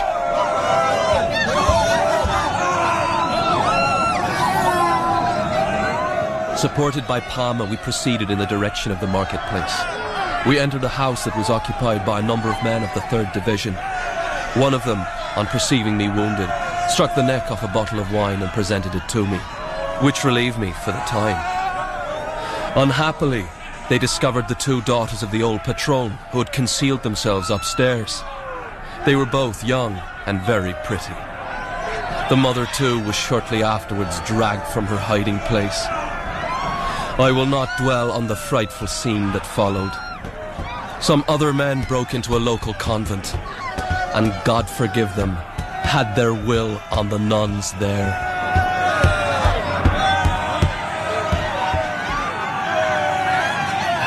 Quartermaster Surtees, I went into a genteel house. The Spaniard told me the French Quartermaster General had lived with him. I told him I too was a quartermaster. Then he kindly set a bottle of wine and 2 glasses on the table. I sat down and drank nearly the whole bottle of wine, while he fried me some eggs and bacon. Too truly did our heretofore noble soldiers disgrace themselves, though the officers exerted themselves to the utmost to repress it, many who had escaped the enemy being wounded by their own men. Yet this scene of debauchery, however cruel to many, to me has been the cause of solace and the whole happiness of my life. Look at those drunken sots! I'd kick their asses if I didn't know they'd turn round and bayonet me. Last night's heroes, eh? Oh, look at that brute in women's clothes with a ham impaled on his bayonet. Wait till I catch them with their hangovers. What can any decent Spaniard think of our people now? I hope the C&C hangs a few of the bastards. God, I feel as though I've been to Donnybrook Fair. Well, nothing broken? No, I don't think so. You've got 2 bullet holes in your cap, did you know? Have I? So I have! My pockets are full of dirt, and look at my trousers, covered in other people's blood. How did you manage to get away with it, Freya? Well, at 5'2", I suppose one doesn't present a very big target. Oh, come on. There's nothing else we can do here. We might as well get back to camp. I could do with a cup of tea. If my man West hasn't got a brew on, he'll be returned to duty at the double. Cup of tea, sir. That's very welcome, West. Here you are, Mr. Freya. You enjoy it while it's hot. Thanks, West. Oh, here comes Captain Kincaid. My God, Johnny! I thought you were a goner. Where'd you get that fine horse from? One of the French. I saved him from being skewered by a drunken Connaught Ranger. He gave it to me as a token of gratitude and esteem. Who was he? An officer? Yes, on the staff. Said he came from Bordeaux. Barsac or something. You could call the horse Monsieur Barsac. Tea, sir. No thanks, West. I think I've had too much brandy. Some drunken bastards from 3rd Division were trying to force old Nosey to drink with them. Oh. They were calling him Old Fellow, if you please. Uh-oh, how did he like that? Touched his hat with his forefinger, said morning, and rode on, as if he were going to breakfast at Boodle's. Cool devil. Hey, who are those 2 women coming over? They don't look like horse. No, they seem to be coming here. Good morning, gentlemen. You are British officer? We are. 95th Rifles, ma'am. At your service. Thank you. My name is Victoria de los Dolores, and this is my sister, Juanita. We are trying to find our friends Lord Somerset and Captain Gordon. They live in our house when the English were in Badajoz before. This is Captain Smith. He's a friend of Gordon's. Good day, ladies. I'm sorry, I didn't hear your names. Victoria de los Dolores and my sister Juanita. They're looking for Somerset and Gordon. I'm sorry to trouble you, but you see... I wish I knew how to help you. They could be anywhere just after a battle, and army headquarters is at least a mile from here. Then tell me, please, who can help us? Yesterday, we had a house. We had clothes, we had food. Now we have nothing. Nothing. 2 months ago, the French destroyed our farm at Olivenza, and today the English have destroyed our house in Badajoz. And look what your soldiers have done to our ears. They just tore our earrings out. We would have given them gladly, but they would not wait. It distresses us very much to hear it. And my sister too, look. They are worse than brutes, I'm afraid, when they get hold of the drink. The truth is, it may take some time to find Captain Gordon or Lord Fitzroy Somerset. Meanwhile, how can we help you, ma'am? You are British officer and honourable man. It is for that I am speaking to you. I am a married woman, and my husband is in the army of General Arizaga, but I have not heard from him for 2 years. I must go to Madrid to find out if he is alive or dead. That could be dangerous. For myself, I am not worried, but it is for my sister, who is only 14. Only 14? But So, I have to find my husband, and I must take our old maid with me, because a woman cannot travel alone. Of course.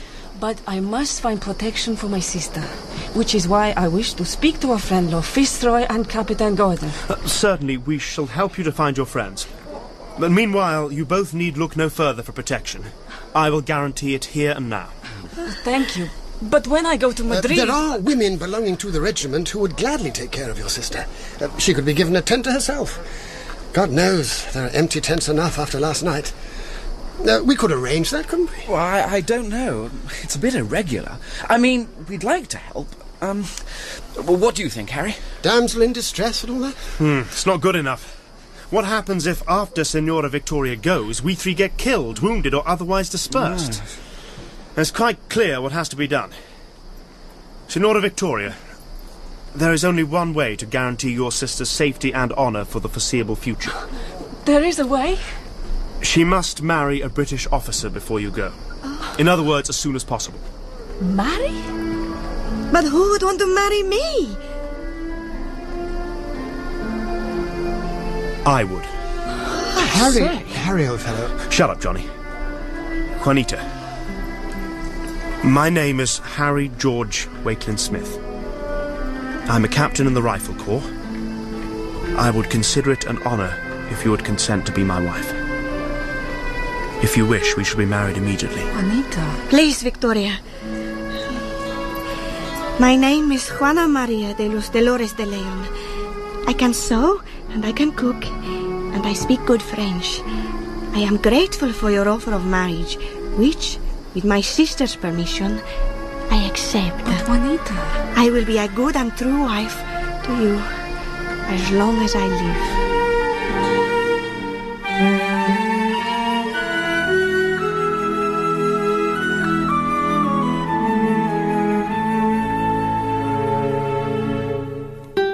In It's a Long Way from Talavera, the first of two linked plays by Peter Luke based on his novel The Other Side of the Hill, Michael Pennington played Arthur Wellesley, Lord Wellington. John Moffat, Major William Napier, Dominic Rickards, Captain Harry Smith, Cyril Jenkins, Juanita de los Dolores, Philip Sully, Don Julian Sanchez, and June Tobin, Madre Soledad. Major Lord Fitzroy Somerset was played by Christopher Good, Captain Alexander Gordon, David Bannerman, Corporal Prickett, Ronald Herdman, Rifleman Doubleday, Clarence Smith, Rifleman Jackman and Captain Freer, Mark Straker, Rifleman Palmer and Migueline, Neil Roberts, Rifleman West, Eric Allen, Captain Kincaid, Terence Edmund, Captain Sula and Lieutenant Dan Cardo, Alan Barker, General Crawford, General Menacho and Quartermaster Surtees, Brett Usher, Lieutenant O'Malley and Corporal Costello, Andrew Winkett, General Pakenham and Onyo, Colin McFarlane, Victoria, Emma Fielding, Lady Wellesley, Melanie Hudson, Sister Rosario, Teresa Stratfield. The music was composed and conducted by Tom Eastwood and performed by Paul Archibald, Richard Bengerfield, Adrian Brett, Charles Dickey, Bill Worrell and Simon Weinberg. The Other Side of the Hill was directed by Glyn Dearman.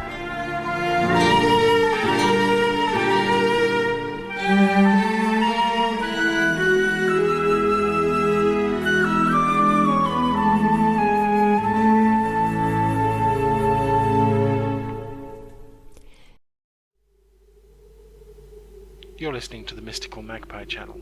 Please subscribe.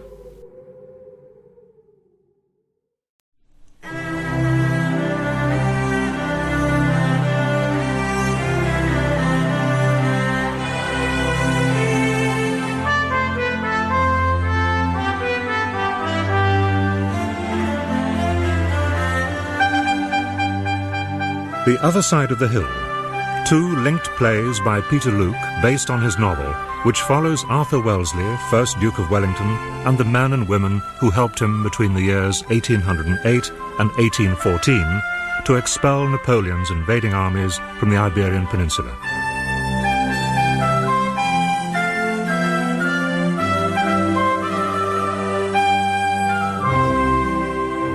With Michael Pennington as Wellington, John Moffat as Major William Napier, Dominic Rickards as Captain Harry Smith, Cyril Jenkins as Juanita, Philip Sully as Don Julian Sanchez, June Tobin as Madre Soledad, and David March as Goya. In Part 1, Lord Wellington, as Commander-in-Chief of the British Army, laid siege to and finally took by storm the key town of Badajoz on the Portuguese border. In this, as in other battles, he had no help from the regular Spanish forces. On the contrary, Now the story is taken up by someone who not only played an active part in the Peninsular War, but who has also written the first and probably definitive history of these campaigns, Major, later General Sir William Napier of the 43rd Light Infantry. The Other Side of the Hill, Part 2, The Long Road to Waterloo. Let me first say that the average Spaniard made as brave a fighting soldier as I have seen on a day's march. But the generals under whom he had to serve, oh dear. General Cuesta nearly caused us to lose the Battle of Talavera. General Arriafaga threw away an army at Ocaña near Madrid, and General Emath sold the fortress town of Badajoz to the French. Little surprise, therefore, if Wellington preferred working with the gallant and effective guerrilla troops, such as those commanded by Don Julian Sanchez, alias El Charro. In his headquarters outside Badajoz, Wellington briefed the guerrilla chief before withdrawing behind the lines of Torres Vedras in Portugal. It is vital to my plans, Senor Sanchez, to have you in the Estremadura Mountains straddling the French lines of communication. Marshal Marcena has many more men than I have, so I intend to stretch them and to starve them. It suits my plans equally well, Señoría. It will be my pleasure to molest them. A shot in the dark, a knife at the throat. It will not be a happy time for any French on the road to Portugal. Yes, good. But beware of your Spanish generals. As I've said before, they would rather suffer defeat than see the English winning battles on Spanish soil. One junior officer whom Wellington kept tripping over, as it were, was a friend of mine, Captain Harry Smith of the 95th Rifles. Harry had just taken part in the storming of the fortress of Badajoz, which had, to their everlasting shame, been pillaged and raped and set on fire by drunken British troops. From the ashes of the town, Harry had rescued, intact, a girl of 14 called Juanita de los Dolores de Leon. I'm Harry George Wakelin Smith. I'm a captain in the Rifle Corps, and I would consider it an honor if you would consent to be my wife. My name is Juana Maria de los Dolores de Leon. I can sew, and I can cook, and I speak good French. I will be a good and true wife to you as long as I live. Thus we left them in the 95th Rifles lines, with Badajoz burning in the background. But then an unexpected problem arose. In order for Harry to marry Juanita, a Catholic, they needed a priest. But all the clergy of Badajoz had fled with their antique bishop to the distant monastery of Guadalupe. The day was saved by a chance meeting with Don Julian Sanchez, shortly after his visit to the commander-in-chief. Don Julian! Don't you remember me? Juanita de los Dolores. Juanita! How could I recognize a beautiful butterfly when I last saw her as a little grub? Overcoming his initial surprise at Juanita's announcement that she was hoping to marry his friend Harry Smith, El Charro solved their problem by introducing them to a huge, bearded guerrillero called El Fraile, who turned out to be a genuine Franciscan friar and ordained priest.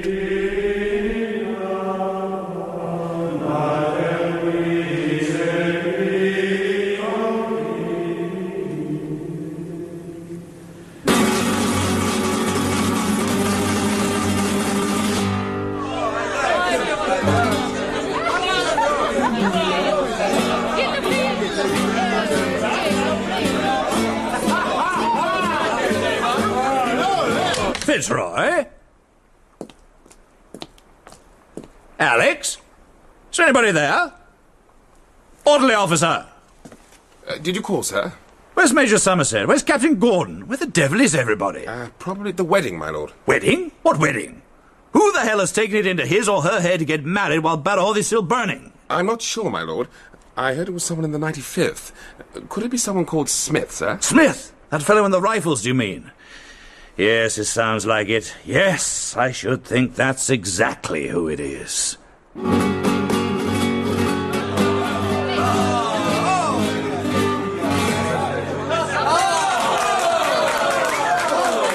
Ladies and gentlemen! Ladies gentlemen, may I interrupt this wonderful party just for a moment? I would just like to drink a toast to Don Julian Sanchez and his charros, who have made all this possible. Don Julian!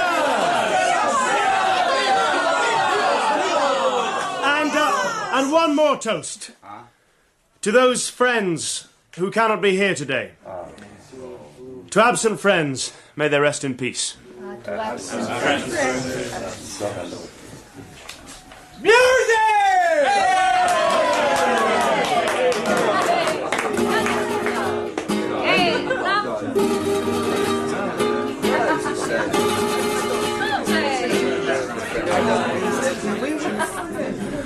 Juanita, I long to kiss you.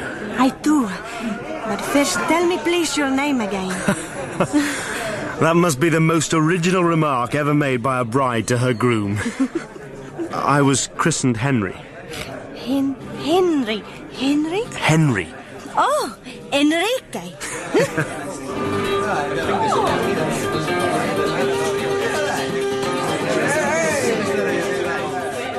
Harry, explain to me how you found time during the siege of Badajoz to lay siege also to my friend Juanita.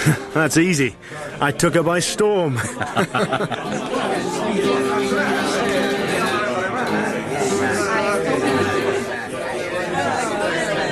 It may be a comfort to you to know, Senor Sanchez, that this morning Lord Wellington gave orders for a gallows to be erected in the main square. For the benefit of his own troops, I hope. A gallows has a very sobering effect on a certain type of Englishman.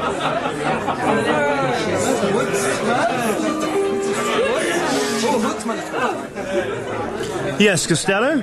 You know Patsy Cochrane's widow, sir? That pretty girl with the donkey? That's the one, sir.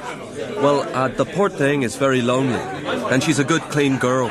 And I was thinking that perhaps Mrs. Smith would need a maidservant, and they could, maybe, keep each other company when we're on service. Yeah, send her along tomorrow, Costello. Very well, sir.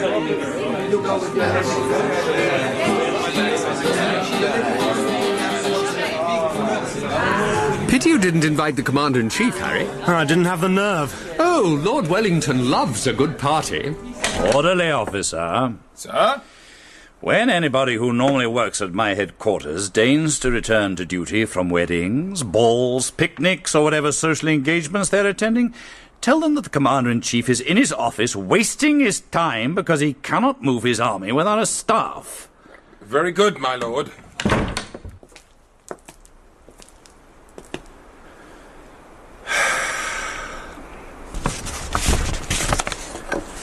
To Miss Harriet Wilson, 22 Dover Street, London. My dear, pretty little Harriet, what the devil's this I hear about you having no money? Do you not recollect when we last met that I said I feared lest you might get in some sort of scrape when I went back to Spain? Where the devil is Argyle? He's certainly not out here fighting the French, so why shouldn't he pay your debts?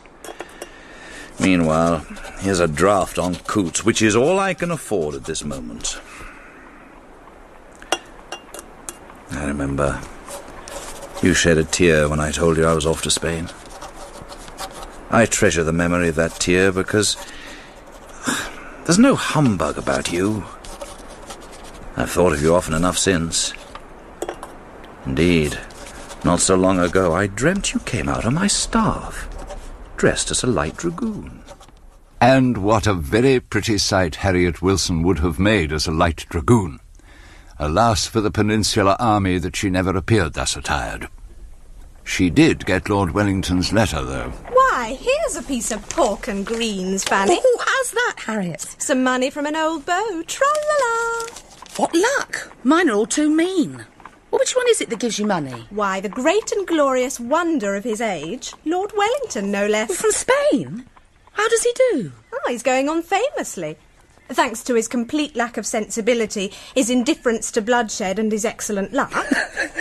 I don't mean he has no notion about commanding an army. Au contraire, for no one has ever slaughtered so many Frenchmen. But I have to say he cuts a poor figure in a lady's boudoir. But God bless him all the same. He's the only one to put his hand in his pocket and expect nothing for his money.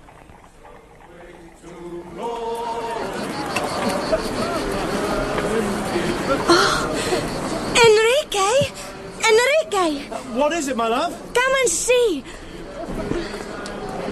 Oh, it's the French POWs. We've been holding them here in Badajoz. POWs? Prisoners of war. Where are they being taken? Oh, I don't know. The officers will probably be shipped to England to keep them out of mischief. Now, I can't imagine what it must have been like for you living under the enemy, poor darling. It improved my French. Oh, you spoke to them? Well, I had to. I worked in the town hall, and I can tell you, I learned quite a lot. What a lot we've got to learn about each other, sweetheart. I would like you to kiss me.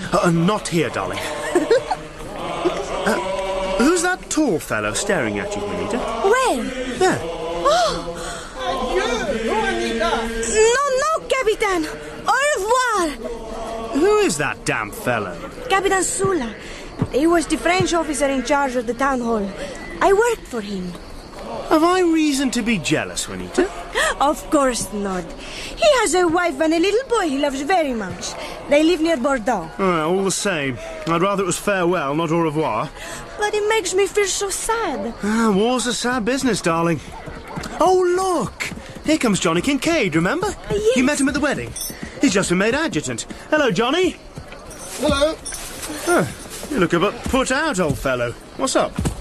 I've just seen the Frencher who gave me this horse. Bit embarrassing, really. Fortunes of war, old boy. That's not what I came to see you about. Would you excuse us, darling? Johnny and I need to talk shop. I need to help Jenny Cochrane tidy up the tent. There's a spot of bother, Harry. What?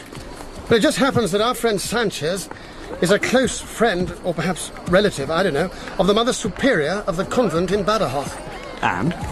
Some of the nuns were raped. I wouldn't put anything past the 3rd Division. 3rd Division were not in that sector of the town. Oh. Well, who was it then? I Company. Your old 13 platoon. Damn their eyes. Why can't they ever keep out of trouble? I'm afraid it's serious, Harry. You see, the Mother Superior, Madre Soledad, is not just any old nun. She's something to do with British intelligence. Domine adjutor et protector nostra, adjura nos, et refloriat con et caro nostra vita. Do you know what my nuns are praying for, Julian?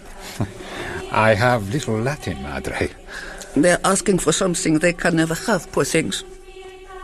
They're praying for the restoration of their chastity. I'm sorry, I never normally weep. If I could have got my men into the town sooner. Oh, you did what you could. Well, I better get on with the cleaning up. You mop like a real professional. Oh, I did enough when I was a novice. You never saw such a mess. They even defecated in the chapel. Good God. But I suppose cleaning it all up is a good exercise in humility. The English are more brutish than the French. To defile God's house. It is they themselves who are defiled. They'd all be hanged if I had anything to do with it. Oh, we have forgiven them already, Julian. But what do I do if any of my nuns are pregnant? There is nothing in canon law to cover that. I cannot forgive myself for not getting here earlier. Oh, it has happened to thousands. It is something that all of us who take the veil are prepared to suffer in Christ's name.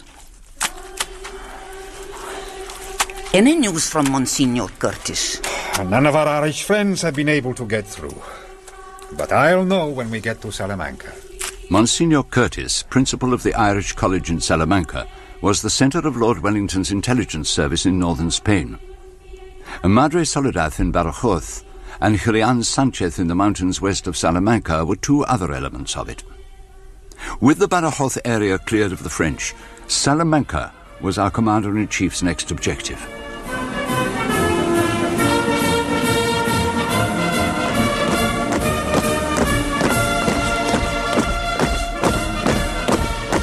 With the army on the march again, Harry Smith had his duties to occupy him.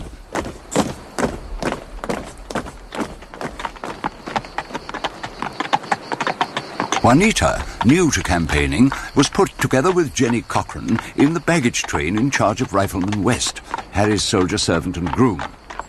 Harry's charger was a reliable animal I once owned called Old Chap, but he had a reserve horse, a fiery little chestnut thoroughbred called Chiquito. This is a dull creature to ride, Waste. Oh, no, ma'am. He's a poor thing we picked up in Portugal for baggage. But this paddy I'm on wouldn't be no good to you. He's got a nice nature, but he doesn't know where to put his feet. What about Chiquito? Oh, well, Chiquito's a thoroughbred. You're talking about a full horse who just wants to go. We'd never see you again, missus, if we put you on him.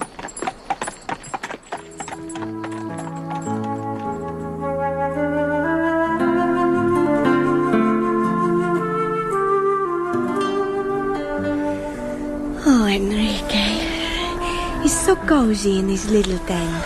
Oh, I'm so happy, sweetheart. Enrique? Yes, my love? Who is that fair lady I often see riding? She looks very pleased with herself. Fair lady? Oh, you mean Lady Wargrave? Does she ride a thoroughbred? Oh, sure to. Her husband commands a cavalry regiment. What is the difference between a thoroughbred and any other horse? A thoroughbred is a strong and beautiful animal, with a mind and a will of its own that needs a skilled and bold rider to get the best out of him. By comparison, an ordinary hack is little more than a vehicle. So, I am riding a vehicle. Well, in a sense. But when you've had more experience... I can ride Chiquito. Well, not Chiquito, but, He's a Spaniard like me, Enrique. We would understand each other. Perhaps you would, too. You're a little thoroughbred yourself. And you like riding.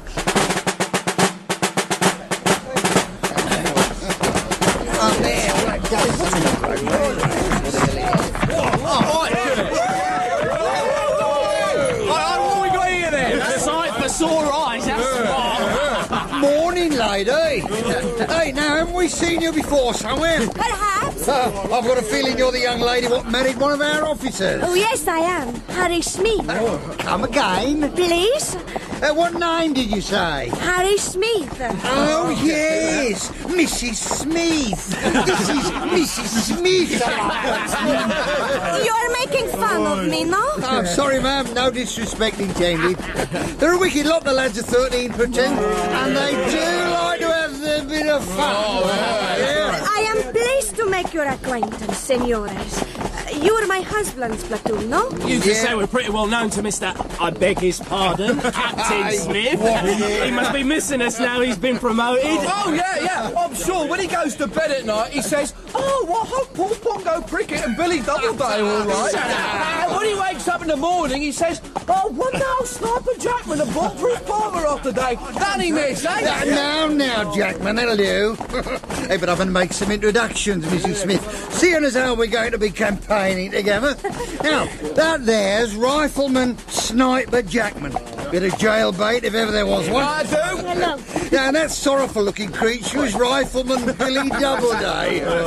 Keep your hand on your small change when he's around. Now, Pongo. Hey, and that's Rifleman Palmer, otherwise known as the bomb-proof man, because he's so thick, no weapon invented will go through him. No, sorry, missus. And you, senor, who are you? Tell the lady the truth, Pongo.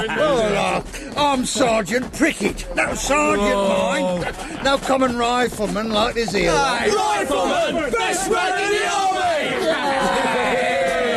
I look forward to getting to know you all better. Perhaps you would like it if I cook for you one day. Well, that's an offer we'd be silly to refuse, eh, lads? Hey, what can you cook, missus? I could make you a good puchero, maybe. What's that then, lady? It's stew done with. Hey, Mrs. Smith's gonna cook us up a stew. Yeah, and I can hear something else and all. There is thunder, yes? No, Mrs. Smith, that's not thunder. It's something you'll hear plenty more of now you're up the sharp end with the rifles. What is it? That's gunfire, Mrs. Smith.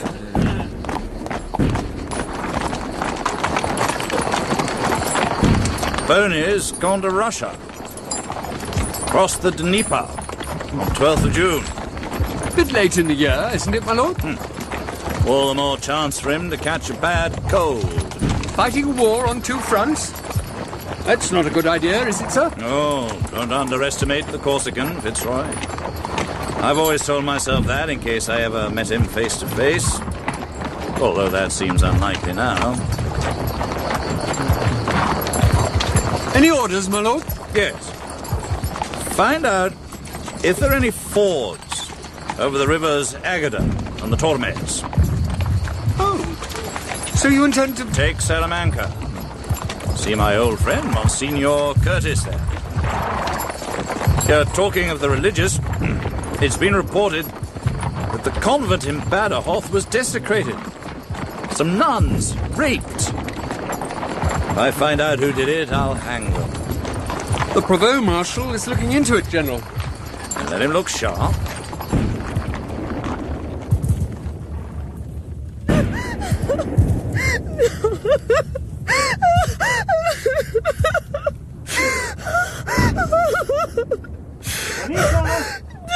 Juanita!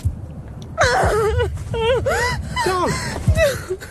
What on earth's the matter? Sweetheart, answer me, please. Darling, I can't bear it. Tell me what's happened. What's that in your hand? A gold medal? Read the back. Rosario Gayare, 12th of May, 1809. Sister Rosario, my best friend at the convent. Did she give it to you? I still don't understand, darling. A wedding present. A wedding present? Who from? I don't know. Some soldier from your platoon. Oh, my God.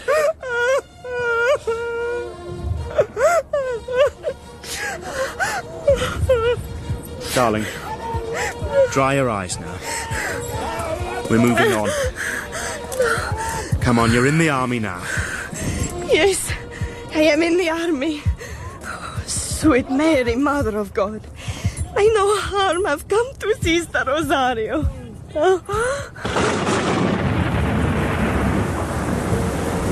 In our approach march to Salamanca, in crossing the Agada River, we were hit by a storm of incredible ferocity.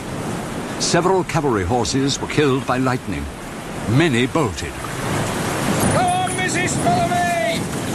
Here, this is a shallow part, come on! He won't move! I can't make him move! Give him the whip, miss! Give him the whip! He's frightened! He won't go forward or back! I can't move him! God! Hold on, missus, I'll come back and get ya! Juanita! Are you in trouble? I can't make this mother of a whore move! Stay where you are! I can't do anything else! All right, West. I've got her now. Right, sir. Come on up, you bloody animal!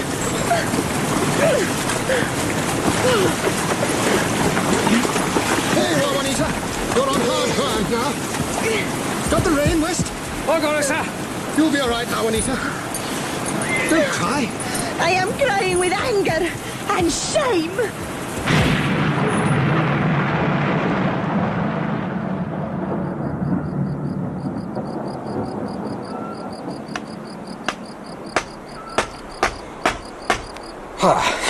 There you are, missus. Tent up in case it comes on to rain again. Thank you, West. Oh, the captain's coming now. You get inside. I'll go and get his horse. Then I'll try and find Jenny Cochrane. She and her burro probably got held up on a river. I had rather have her burro than that pig of a Portuguese horse. West? Here we are, sir. Madam's inside and not very happy with the day's events. Oh dear. Thank you, West. Hello, darling. Johnny Kincaid's been telling me you've had your baptism of fire today. Fire? What's that to me? Fire? I was nearly drowned by that cow of a horse, and I'm never going to ride him again. Never! Why? What happened, darling? You think I like to look like an imbecile in front of the whole brigade? It's bad enough looking like a peasant woman going to market on that Portuguese object, while Lady Waldegrave swaggers by on a thoroughbred. From now on I ride Chiquito, or I walk. Well, it's funny you mention that, because I had a word with the Royal Horse Artillery Saddler, and he's come up with something rather clever. What are you talking about? Look in that sack. Enrique! A side saddle! And I'll tell West to put it on Chiquito when we march in the morning. Oh, Enrique! I love you so much!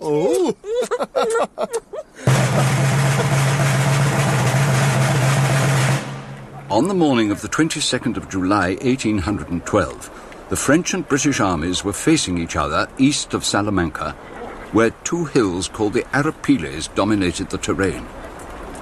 For reasons unknown, young Marshal Marmont was performing a series of inexplicable manoeuvres which Lord Wellington was watching intently while refreshing himself with a chicken leg. What do you see, Alex? I see a gap between the French left and the centre. Yes. I think they may have overextended themselves, my lord. Give me the glass. Yes, sir. My God, Alex, that'll do. Is General Pakenham here? I'm here, my lord. Ned, you see those fellows on the left-hand hill? I do. Throw your 3rd Division at them and send them to the devil. Yes, sir. Pierce thrown away nearly a whole chicken leg.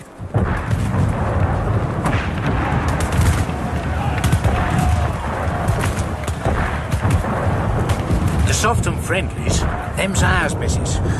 Loud and nasties, them's theirs, coming our way. You soon get to know the difference, Mom. I can tell already, Jenny. The nasties are getting nastier every minute. His lordship likes to get started early so he can get through by supper time. Do you think the Captain will be back by supper time? I know how you must be feeling, Mom. I know the waiting and waiting and waiting for the battle be over and then to see who it is doesn't come back. I'm sorry. I never knew your husband, Jenny.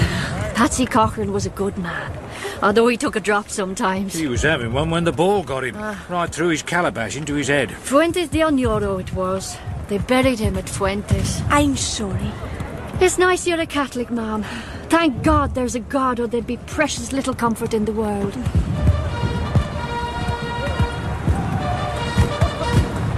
What's happening up there now? We're advancing by the sound of things. Do you think it would be all right for me to exercise Chiquito? Just round the baggage lines, ma'am. Good. You know what, missus? It's not the captain, begging his pardon, that's taught you to ride. I reckon it's Chiquito.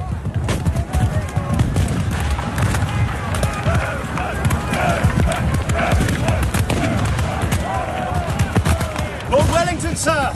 Yes, Smith, what can I do for you? General Vandeleur of the 1st Light Brigade says, are there any orders for him? No, sir. You may tell General Vandeleur with my compliments to stand down. It's all over by the shouting. We'll be in Salamanca for breakfast. What's this, though? Oh, my God. A pretty gal on a chestnut pony on the battlefield. Do you see that, Alex? Indeed I do, sir. Do you see Harry? Yes. Hold hard there! That lady on the chestnut! You're riding into hounds, Mom. Be so good as to leave the field. She's pulled up. She's waving to us. Oh, my God. Pretty gal, Alex. Wonder who she is. Your face is very red, Smith. Caught the sun, have you?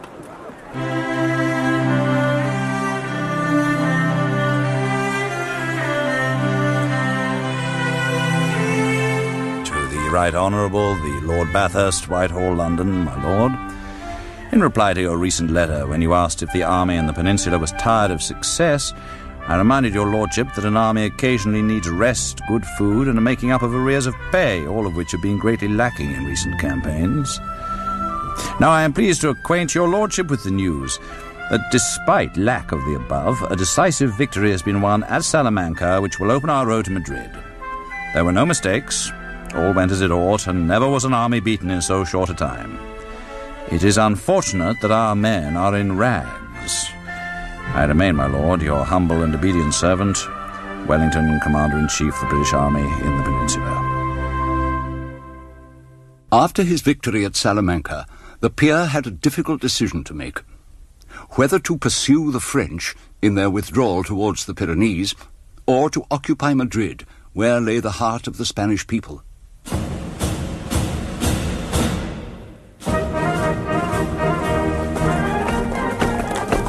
He decided to march on Madrid.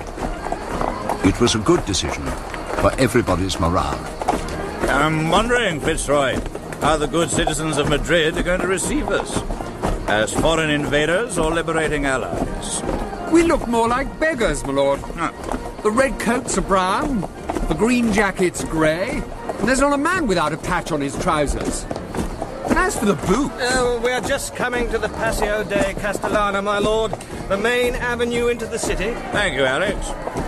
I hope, Fitzroy, you gave orders for the green jackets to come last. I did, my lord. No one that come fox-trotting in and messing up all the others.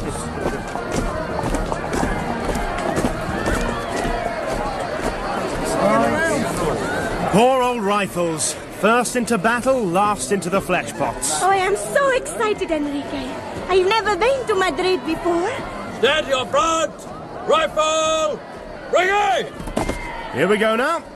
By the left! Quick! March!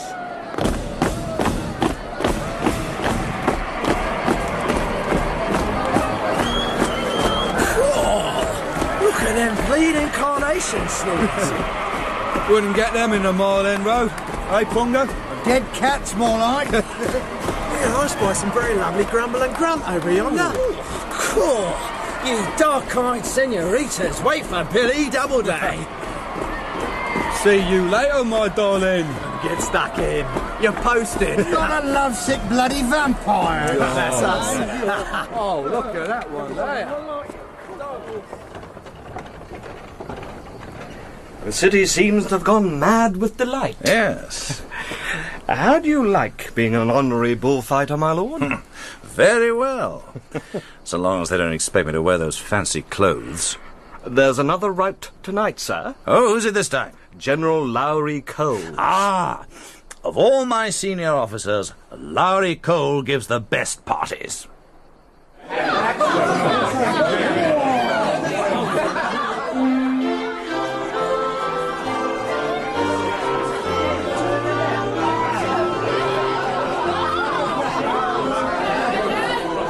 Come on, Juanita. Let's go and talk to General Vandeleur before he drains the punch bowl.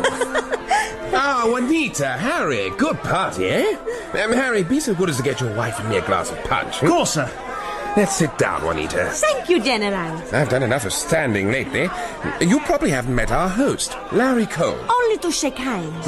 Well, you see, he's another Irishman. And we Irishmen know all about each other. You might be interested to know that Larry Cole was at one time engaged to Kitty Pakenham. Kitty Pakenham? Lady Wellington, as she is now. Ah. That was in Ireland before the peer came back from India. What happened? Oh, it was all arranged in a very gentlemanly fashion. I dare say Larry might say to himself that he got the best of the bargain. But why? There's no secret about it. The Wellingtons don't get on too well. His lordship is a good mathematician, and Kitty can never balance her household accounts. It drives him mad. Anyway, when all's said and done, it seems to suit the peer to be away campaigning most of the time.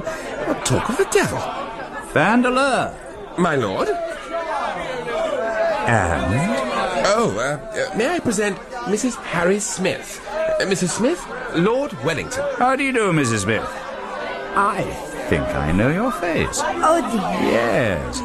Tell me, Mrs. Smith, do you by any chance ride a small chestnut horse? Yes, I thought as much. Well, I'm delighted to make your acquaintance, but never let me see you again on a field of battle. Now, let us take a glass of wine together. Or perhaps you prefer punch?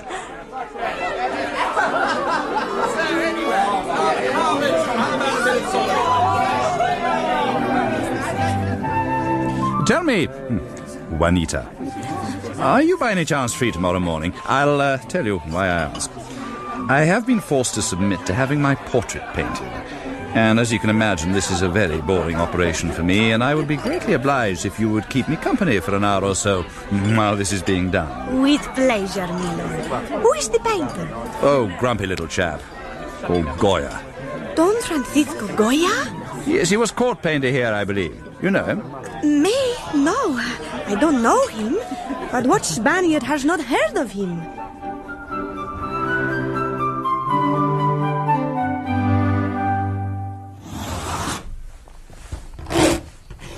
Oh, no, Senor Goya. Will that pose do? How is that? Will that do? You'll have to speak up. I am rather deaf. I said, will this pose do? Any pose will do. All poses are equal to me.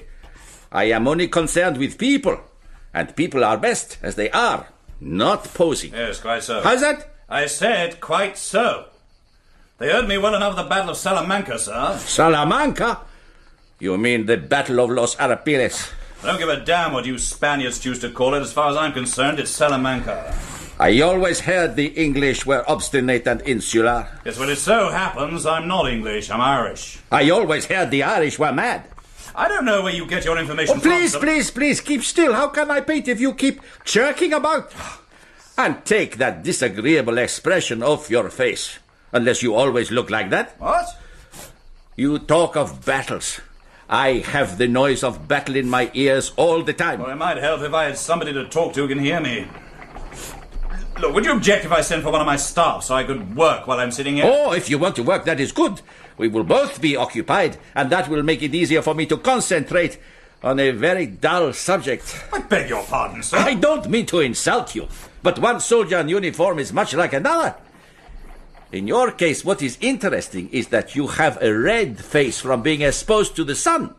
But your forehead, where your hat has been, is completely white.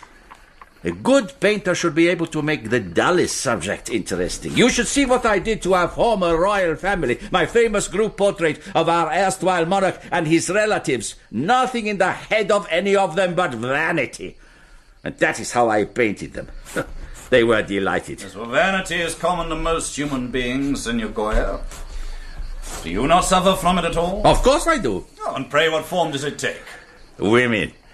I am vain about my ability to conquer women, particularly so as I am short, fat, and not at all well born. Yes, well, you have a sound technique, no doubt. A painter has many techniques, and I don't include flattery. Far too obvious. But painting a portrait is a very intimate and sensual undertaking, and one where, on occasion, a very special relationship can, I repeat, can grow rapidly between painter and sitter.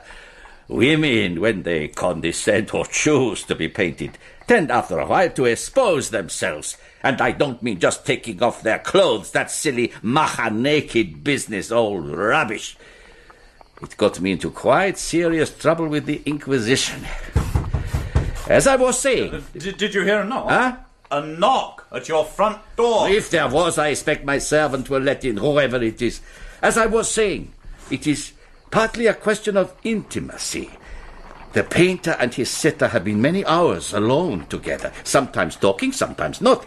She says to herself, "You are engrossed with me. Take me, make free of me. I trust you."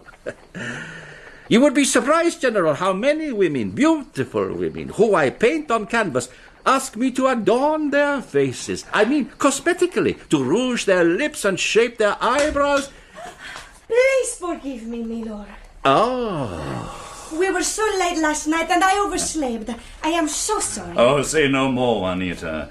Senor Goya and I have been having a very interesting conversation, and one not at all suitable for your ears. Now, let me introduce a fellow countrywoman to you, sir. This is my little guerrillera from Badajoz, and I absolutely forbid you to paint her. How do you do, senor? Oh, you are beginning to look more animated already, General. I should think so, with such a charming companion to talk to. Yeah, I hear, Juanita, your husband's gone as brigade major to General Vandeleur. That is so, milord. Are you really a guerrillera, senor? Oh, no. My husband's in the British Army, but my sister Victoria is a guerrillera. She's with Don Julian Sanchez. El Charo, eh? Tell me, how can a young lady of good family survive the rough life of a partisan? The rough life? They think they live better than the regular army. Oh, that could well be. Particularly since the British government has a great reluctance to feed, clothe, or pay its troops. And how did your sister come to be with El Charo? Her husband, Jacinto Orellana, was in the army that was defeated by the French at Ocaña, and he has been missing ever since. 2 years nearly. El Charo cannot help find him? He has tried, and so is Captain Gordon. But there is no news from the Spanish or the British. Yes, it's a sorry business. Oh, people say I regard war as a field sport, but I, perhaps better than anyone, know what a sad business it really is. Oh, dear. Now you are looking disagreeable again. From Madrid, the peer was faced with too many alternatives. With General Hill containing King Joseph and Marshal Soult in the south, Lord Wellington finally decided to take his Madrid troops northwards to recapture the important city of Burgos.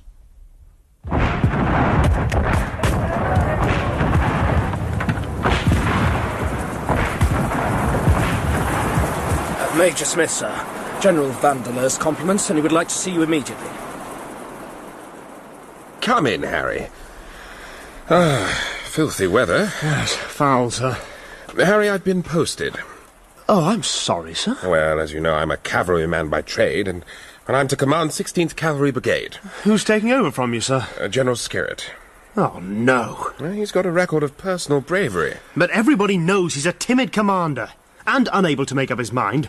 That's why the guards got rid of him. I'm sorry, Harry, but I have to obey orders. And so do you. But believe me, I've thoroughly enjoyed being with you, light bobs.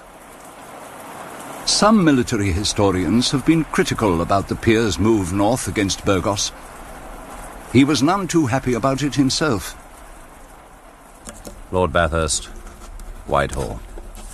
A severe but temporary reverse. My failure to take Burgos, a heavily fortified city for which I take sole responsibility, was occasioned by the early onset of the rainy season. In order to prevent the town being reinforced by King Joseph's army from the south, I proceeded against it without my heavy siege train, which had been left for various reasons on the Tagus.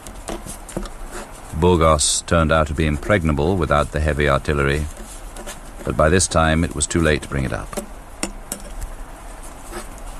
It is now my intention to withdraw behind the river Agada and, if circumstances permit, go into winter quarters.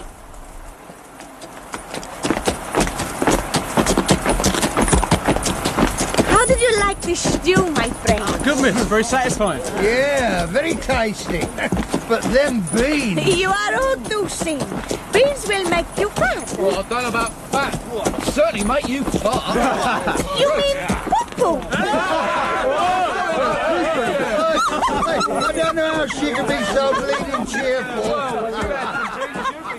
It was a bad winter from every point of view. To cross the river Agada in full spate with the French hard on our tail was no easy matter. General Skerritt, sir. Message from the divisional commander. Shall I read it? Yes, Smith. It is my belief that the enemy will make every endeavour to possess himself of the bridge on your front before daylight. All precautions must therefore be taken to prevent him doing so. Well? May I suggest, sir, that we do what the brigade usually does under the circumstances? What's that? Put the whole battalion of the 95th into the houses this side of the bridge, and have the 52nd close by to back them if necessary. What? Ridiculous. It's only a small bridge. Who are there now? One very understrength company of the 95th under Captain Cardo, sir. Well, if your regiment's as good as it's always saying it is, that should be quite sufficient. May I not refer the matter to Colonel Barnard, who commands the 95th? If I thought it necessary to refer to Colonel Barnard, I should do so myself. But, General, we're to hold the bridge under all circumstances. We've had a direct order. I am well aware of what is, or what is not, an order. Damn your eyes, General. You'll lose the picket and the bridge. Damn your eyes, sir. That's insubordination. This will mean a court-martial for you. Or you, sir. The odds are on you. Consider yourself under arrest. Another friend of mine in the Rifles was Daniel Cardo, a very decent fellow, but very much the beau or dandy of those days. Harry couldn't stand him. It was Dan Cardo who commanded the detachment guarding the bridge. The French are almost bound to attack, wouldn't you say so, Fair? They need the bridgehead. Just a question of when, that's all. Can't imagine why we haven't been reinforced. Harry Smith knows the drill, even if the new gentleman doesn't. Could you do with a drop of rum? That would be very welcome. Colour Sergeant, any chance of conjuring up a drop of Demerara? I've just issued the last of the rum rations, sir. Oh, dear. Oh, well. But I kept a few tots back for HQ. Oh, good fellow, Colour. If I have to meet my maker, he'll have to put up with a little liquor on my breath.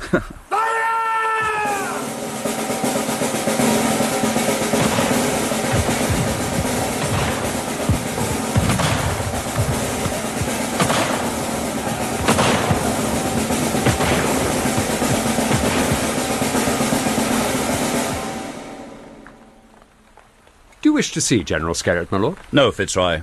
I want nothing to do with a blackguard. You will not punish him, my lord. One company of the 95th held that bridge to the last man on the last round. A totally unnecessary operation which could easily have been averted. Were they wiped out? Almost. Except for a little chap called Freer and 2 or 3 men. What punishment could I possibly give him that would bring those gallant fellows back? Find some excuse to send him to Lisbon. We'll ship him back to England when we can. What about Smith, sir? He's technically under arrest. Smith. Why am I always bedeviled by that damn fellow? Oh, tell his colonel to drop the charge. But let it be known in no uncertain terms, Fitzroy, that he must learn to control his temper if he aspires to become a general.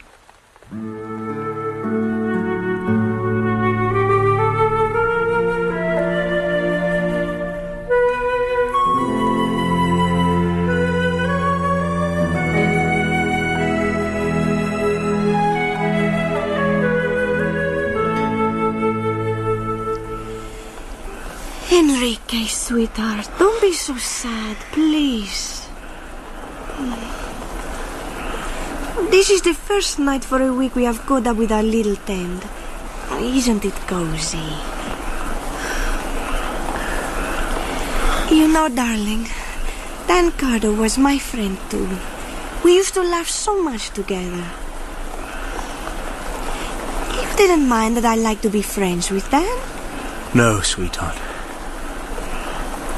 But what I can't stomach is that Dan went gallantly to his death thinking that I had let him down. He may even, God forbid, have thought that I did it on purpose. No, sweet. It is not like that. Where Dan is now, he will know the truth. I wish I could be sure. I am sure. Unfortunately, that's not all. You remember that rather flashy ring Dan used to wear? Yes. After the affair at the bridge on the Agada, Dan's body was found with the ring finger chopped off. Oh, God. Everybody thought it was the French when they overran his company. It wasn't? The ring was offered for sale last week to somebody in the Foot Guards. Oh. Unfortunately, or fortunately, whichever way you look at it, the person to whom the ring was offered happened by chance to know Dan and recognised it. Oh, God. Who did it?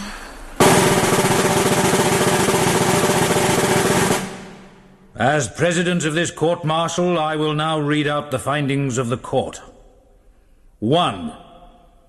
For receiving goods knowing them to be stolen and for attempting to sell them for his own gain, Sergeant A.R. Prickett of the 1st Battalion 95th Rifles is sentenced to be reduced to the ranks with ignominy. 2. For the much more serious offence of mutilating the dead body of an officer from his own regiment, and for stealing from that body various items of value for his own gain, Rifleman W. Doubleday of the 1st Battalion 95th Rifles is sentenced to 500 lashes of the cat-o'-nine-tails. The lenience of this sentence is due to the fact that ownership of other valuable objects of a religious nature found on or about the accused person could not be proven. Sergeant Costello, who, as a corporal, was wounded at Badajoz, bore witness to the execution of the sentence on Rifleman Doubleday. The whole battalion was formed for the punishment in a field close to our camp. There was a tree in the centre to which the culprit was to be tied, and close to which he stood with folded arms and downcast eyes. Surgeon Boker stood by while the buglers were busily engaged untying the strings of the cat. Poor Billy Doubleday, under the eyes of the whole regiment, looked deadly pale. That countenance that had faced the fiercest battle was now blanched in dread of a worse fate. For a moment, he tried with an imploring glance to catch the Colonel's eye. The Colonel betrayed much uneasiness. He had no stomach for flogging, but he knew his duty, and with a stern voice ordered the punishment to begin. The first bugler bestowed his quantum, 25 lashes, and was succeeded by another, and another. Billy's sufferings were intense.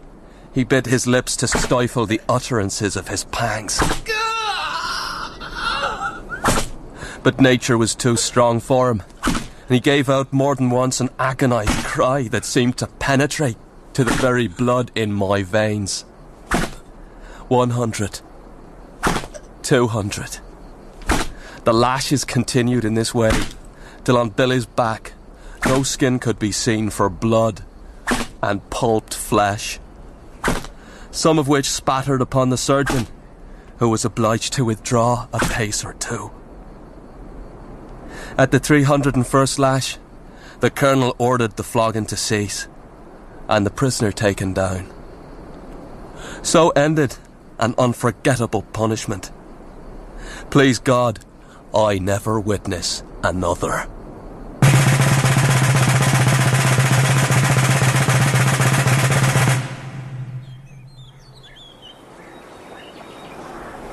Hello there, Ted Costello. Where have you been all the days? I've been awful busy, Jenny. How are you since? Oh, not so bad. Soldiering on, you know.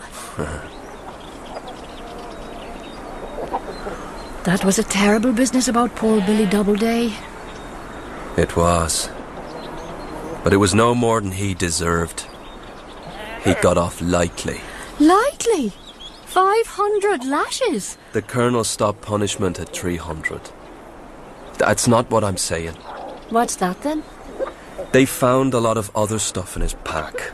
A chalice, a silver cross, some gold medals and the like. What's the matter, Jenny? I'm just minded of something. What? Well, one day, soon after they were married, somebody left a gold medal of Our Lady as a wedding present for my missus. Who left it? Billy Doubleday? I don't know. Nobody saw him. There was a name engraved on the back. Oh? It was, Rosie Gary or something like that. Rosario Gayari is one of Mrs. Smith's friends. A nun who was raped in Badajoz. Oh, my God. Not a word, Jenny. That must be a secret between us. Forever. No one will hear it from my lips. Least of all your missus. Oh, the poor darling. Swear it, Jenny. Jesus, Mary and Joseph, on your holy names, I swear it. There now. Jenny, have you noticed anything about me? Yes. You're as ugly as ever. Look at me arm. Oh, Janie Mac, you've been made up sergeant. Well, it makes a big difference on payday, so. It would, surely. You know what I was thinking, Jenny? With my pay and your wages. Well, what I'm saying is, Jenny, you need someone to look after you. And I'm the man for the job. That is, if you'll have me. Will you marry me, Jenny? There, now I said it. Well? Best thanks to you, Ted, and there's no better, no kinder man in the regiment, nor in the whole wide world itself. But no, I could never marry again. Not a soldier I couldn't. Not after what I went through for Pat. And they killed him in the end, didn't they? And if I married you, sure to God they'd kill you too, and I couldn't go through that again. I understand. I understand and respect the honest way you're after telling me what's in your heart. Let's just say that maybe, if we're both spared, maybe one day you'll change your mind. I'll be saying strong prayers for that.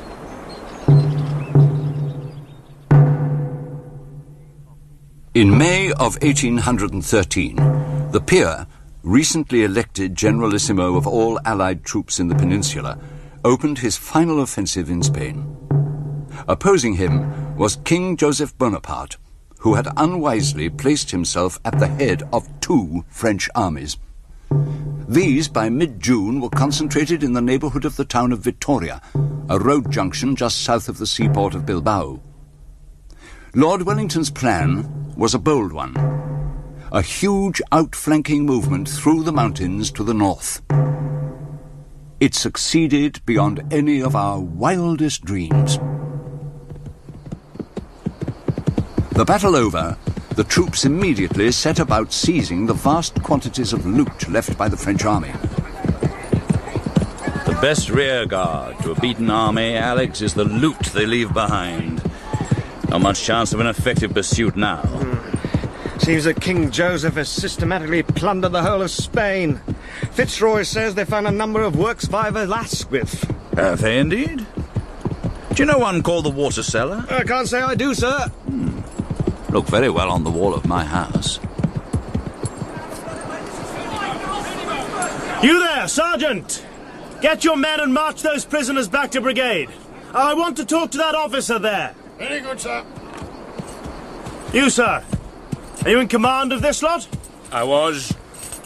I've not seen that uniform before. Are you Spanish? Yes, King Joseph's guards. Never heard of them. Where do you come from? We're Spanish, taken at the Battle of Acaña.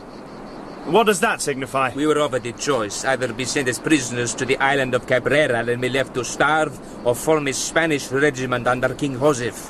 What would you have done? I certainly wouldn't change my green jacket for that pale blue affair of yours. Why not? Joseph is the legitimate king of Spain. Napoleon's brother legitimate? That's him! That's Orellana! Bloody traitor! Hold hard! Julian Sanchez, what are you doing here? Looking for him. You've got the man I want, Harry. I'm your prisoner. Take no notice of these men. They're bandits. Who is he? It's your brother-in-law, Harry. My brother-in-law? Jacinto Orellana, Victoria's husband. A damn turncoat and a doterer. My God. Yes, I'm Orellana, but I'm your prisoner, Major. These people are cutthroats. They don't know the rules of war. Alceroni's men respect the rules of war. But traitors, they kill. Now! Get that horse, son! Get him! God damn it! You've shot my prisoner! I shot a prisoner trying to escape. All according to the rules of war. You tell me that man's my brother-in-law 1 minute and you shoot him the next, damn it! I've saved Victoria and Juanita a grave embarrassment, Harry. Jacinto Orellana comes from Santeeth. The same village as I do. I've known him all my life. And I can tell you, that man was long overdue dead.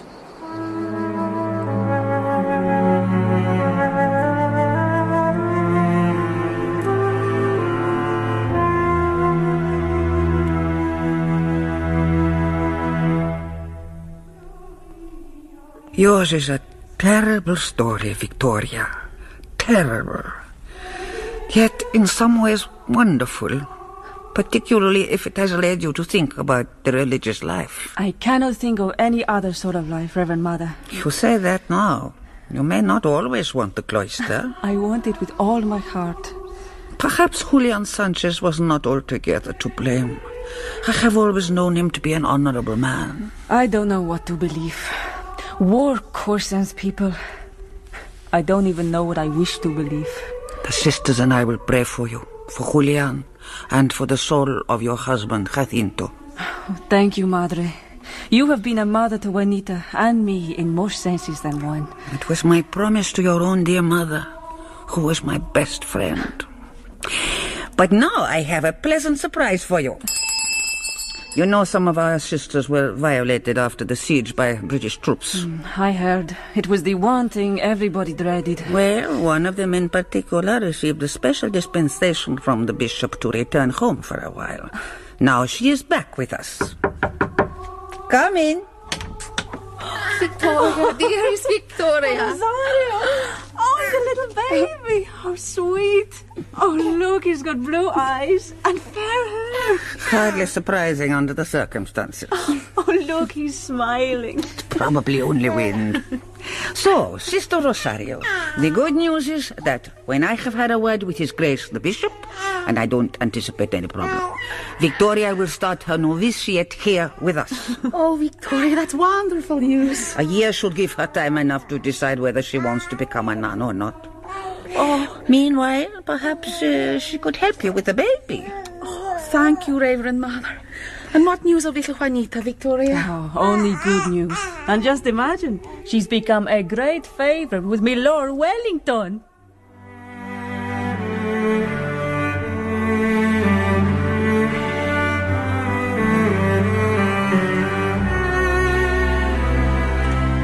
To the Right Honourable the Lord Bathurst, Whitehall, my Lord, following upon our decisive victory at Vittoria, our right flank has pursued the enemy into the Pyrenees, where the latter are continuing to fight a stiff rearguard action.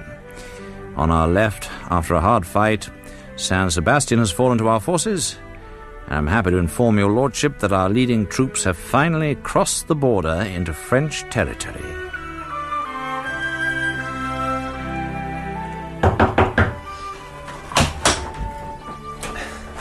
Are you ready for your shaving, Watty, my lad? Oh, yes, put it down, won't you? Very good, my lad. There's your razor as well, sir. Thank you. Have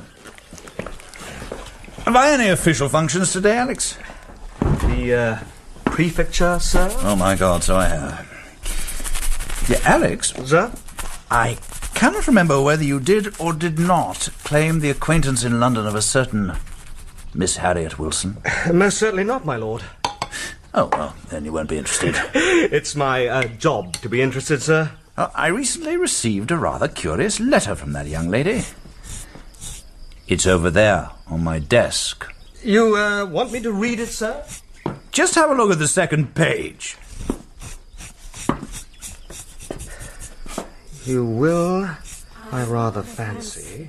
Be surprised when I tell your lordship that I'm about to become an author. You are surprised? Of course, but you must believe me. Under the auspices of the well-known bookseller, Mr. Stockdale, I'm about to publish my delectable memoirs.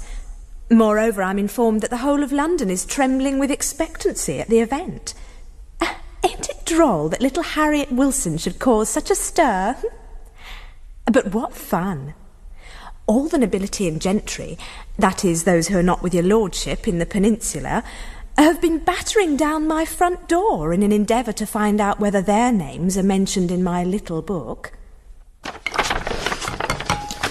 Would you call it blackmail, my lord? I certainly would. And, what will you reply? Alex, Napoleon has retreated from Moscow, and we have won a great victory over the French in Spain. Is the world going to convulse still further at the publication of the memoirs of Miss Harriet Wilson? I hardly think so, sir. Right, I shall say publish, and be damned. Good for you, sir. What's all that din going on out there? Go and see, will you, Alex?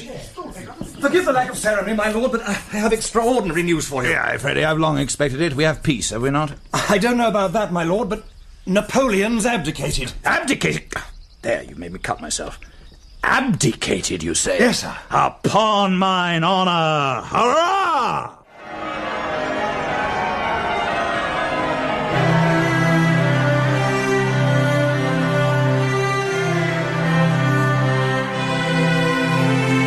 With the Battle of Toulouse in April 1814, the war effectively ended, and the Spanish and Portuguese forces with their camp followers returned to their homelands. Likewise, the British troops made their way to Bordeaux to embark for England. Now, what went on in Lord Wellington's mind with peace having been declared? Could he possibly have contemplated a life by the fireside with Kitty? Unlikely. My friend Harry Smith had no plans beyond introducing his Spanish bride to his family in Cambridgeshire. However, their home leave was not to be of long duration.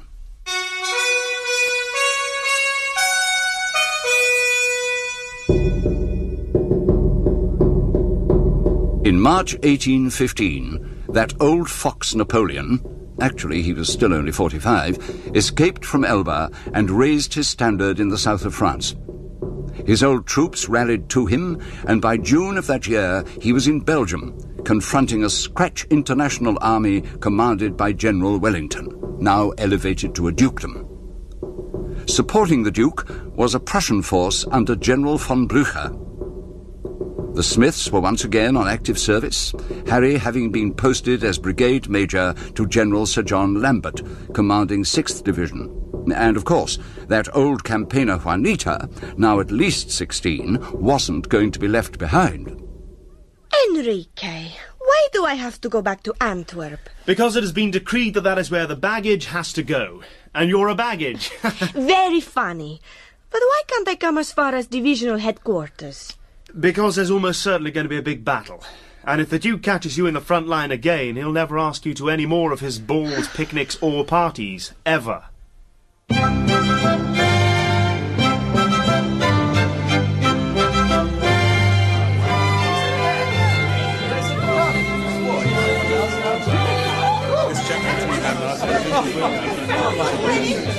I'm not going to ask you to dance, Juanita, because I may have to leave soon, but take my arm and let us circulate. With pleasure, Your Grace. Now, who do you know here? There seem to be many people from England I don't know. Oh, they're the Richmond's fashionable friends. The Duke and Duchess have made Brussels all the rage this year. And are those what you call English roses, sitting there all in a row? Yes, and I'm making them all fearfully jealous by promenading with you. Oh, how lovely. Ah, Napier. You know my little guerrillera from Badajoz, don't you? Indeed I do, Your Grace. Good evening, Juanita. Good evening, Major Napier. Oh, look, there's slender Billy. Prince William of Orange. Used to be one of my ADCs in the Peninsula. Commands all the Belgian and Dutch forces now. Wasn't he engaged to be married to your Princess Charlotte? Turned him down, poor fellow. Just didn't fancy him. Can't really say I blame him.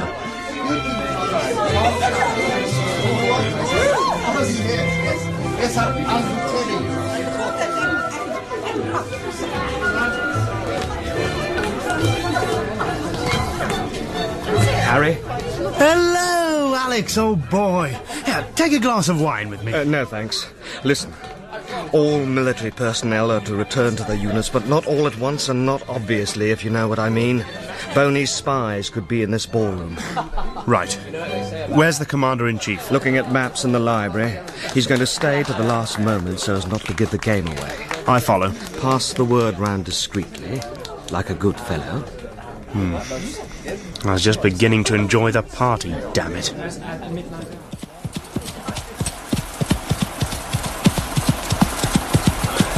I hate balls. Always end up drinking too much. It's all Juanita's fault. Can't get her away from the dance floor. She's getting spoiled with baggage. If the Duke called her his little guerrillero once, he did it a dozen times. Now the bloody rain's got to my saddle. Damn it!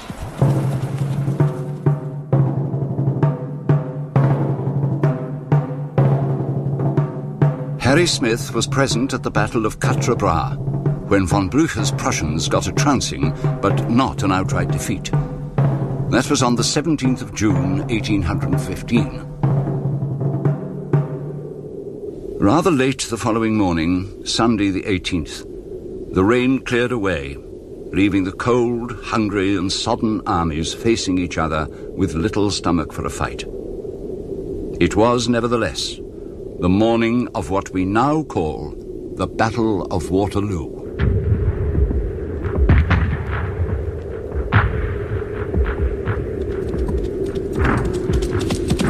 Harry was dispatched by his divisional commander to make contact with the Duke. The party's started. I dare say we shall get every delicacy of the season today. Hello? There's old Scavel, the Quartermaster General. Having trouble with his horse, by the looks of it. You there, sir! You in the rifles! Oh, confound the bloody animal! You'll find the bank less steep just here, sir. Thank you. Come up, you bloody animal, confound you! Is the baggage clear back there, can you tell me? No, sir, I'm afraid not. They're pretty well blocking the O'Hane Road. Confound it, the Duke will make a meal of me if he can't get his reserves up. Where is the Duke, sir? Hougoumont. Those farm buildings, you can just see them on the skyline. Hougomont's taking a pounding. But it always looks worse from a distance. Guards brigade there?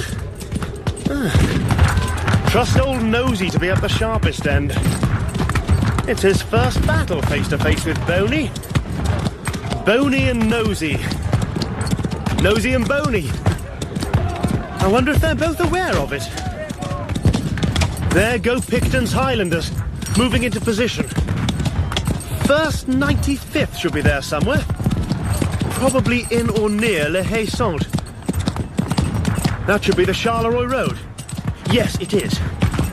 My God, the mud! Hope old chap doesn't cast a shoe. That looks like Alex Gordon. They're good. Hello, Harry. What brings you here? I need a word with your governor. Go ahead. Harry Smith, Your Grace. Hello, Smith. Where are you from? 6th Division, General Lambert, Your Grace. What have you got?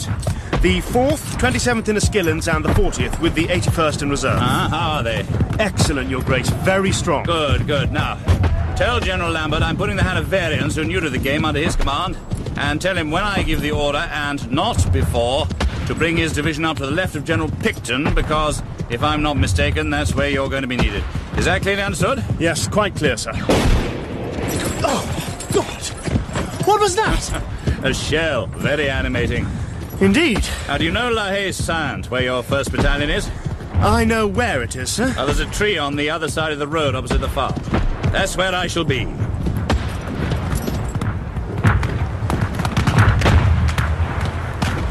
Look, Pongo.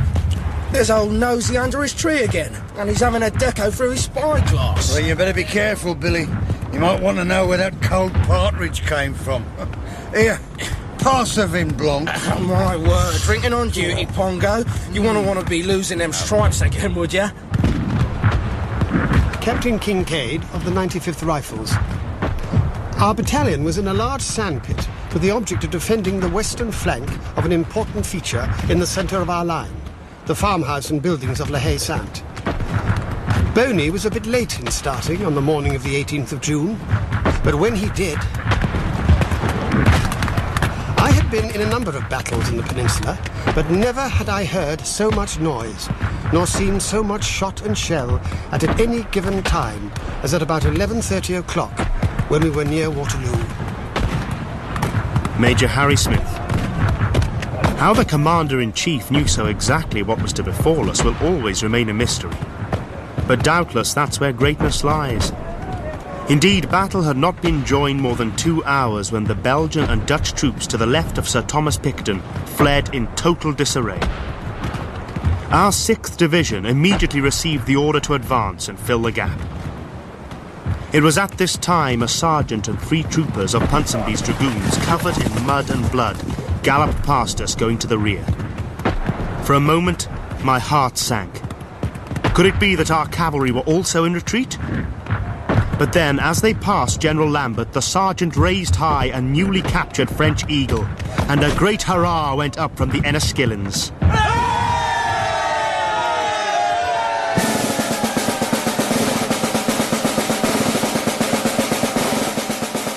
Captain Howell Gronow of the Foot Guards. I was absent without leave from duty at St. James's Palace, and had, as a result of a bet, managed to attach myself as a supernumerary to General Picton's staff. At about 2 o'clock, Marshal Ney, with his 1st Corps formed in 4 columns, advanced in echelon. They completely put to flight a Dutch-Belgian brigade and attacked Picton's division. It was then that noble soldier was killed by a musket ball. Soon afterwards, a senior member of his staff called me over and said, "Gronow, there's nothing for you here.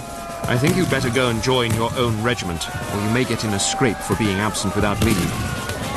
The French threw their full weight on our centre, at La Haye-Saint and General Allen's division to the east of it. And there was a moment when I could clearly distinguish Marshal Ney dancing about like a monkey, trying to animate his men. We held them off, but at a terrible cost. Our colonel wounded, likewise our second-in-command, and many of the subalterns. Of our company officers, I was the only one left standing up, though my poor horse was separated from one of his ears and had his hide punctured in 2 places. The worst damage to our square was done by the massed French artillery. When their heavy cavalry finally attacked, the ground was so sodden that they could scarce move faster than a trot, and being unable to penetrate our wall of bayonets, all they could do was ride around us, brandishing their sabres and shouting abuse. I thought, thank God Juanita is safe and sound in Antwerp.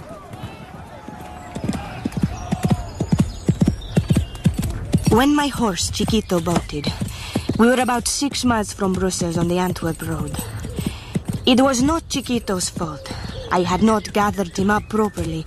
When 2 British officers galloped by saying, "The battle is lost, the French are coming," I knew at that moment that Enrique was dead, because he would have been in the thick of the fight. Frightened by the other horses, Chiquito bolted. After many miles, there was a cart overturned on the road. Chiquito reared, but I managed to get hold of the curb rein at last. But I was alone, with no money, no waist, and little idea of where I was.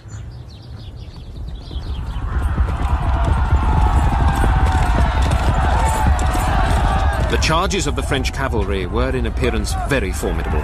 The very earth shook under the enormous weight of men and horses. But in reality they were a relief, since their artillery could not fire on us. Come on, lads, come on. At 4 o'clock, our square was a perfect hospital, being full of the dead, dying and mutilated.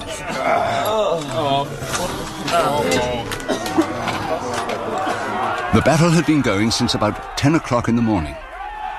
I was with my regiment, the 43rd, at the right of the line.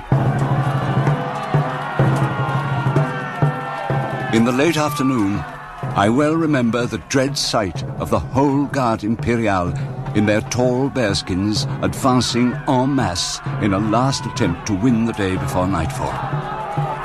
But the foot guards on our left stood firm, despite fearful casualties. Then, John Coburn, our colonel, had an inspiration. Moving us at speed for which we as light infantry had been trained, we outflanked the Garde Impériale as they engaged with our men and poured such a deadly fire into their exposed flank that all but the bravest broke and ran.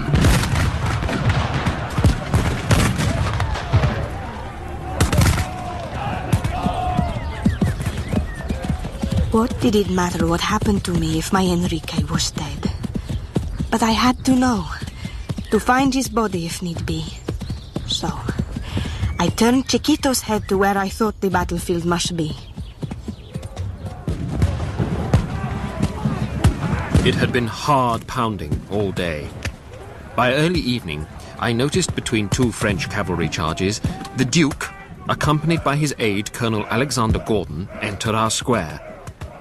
After sitting calmly for a while on his favourite charger, observing all that was taking place, he turned to Gordon and said, "If the Prussians come soon, the day is mine." Then he added, "What o'clock is it?" Gordon took out his timepiece and was about to reply when a stray bullet knocked him to the ground, from which he was never more to rise.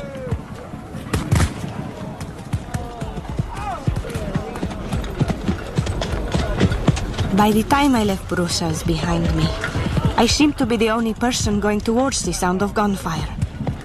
Thousands of men, mostly wounded, accompanied by gun carriages, limbers, carts and horses, were all moving slowly towards the city. I stopped by some walking wounded of the 44th Regiment in General Pack's brigade and asked them for news of Brigade Major Smith. I knew what reply to expect. Brigade Major Smith, they said, had been killed at the same time as General Picton. Sometime after 5 o'clock, General Lambert sent me down to the sandpit to extricate the 95th if necessary. I passed by my old 13 platoon where Sergeant Prickett told me their new officer, just out from England, was dead. As were a number of old Peninsular men. And, Prickett added, bomb-proof Palmer's going to do a die on us. "No, he bloody ain't," gasped that poor fellow. It was evidently his last breath. The light was beginning to go when we saw the Duke, quite by himself. Gordon was dying and Fitzroy had lost an arm, coming down the line. He raised his hat and said something, which, being now quite deaf from exposure to so much noise all day, I could not hear. He raised his hat and spoke. These were his very words. "Guards, get up and charge!"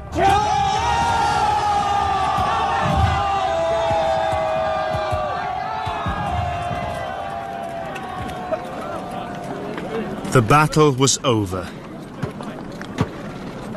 It was quite dark by the time we bivouacked somewhere in the neighbourhood of La Belle Alliance, which had been Boney's headquarters during the day.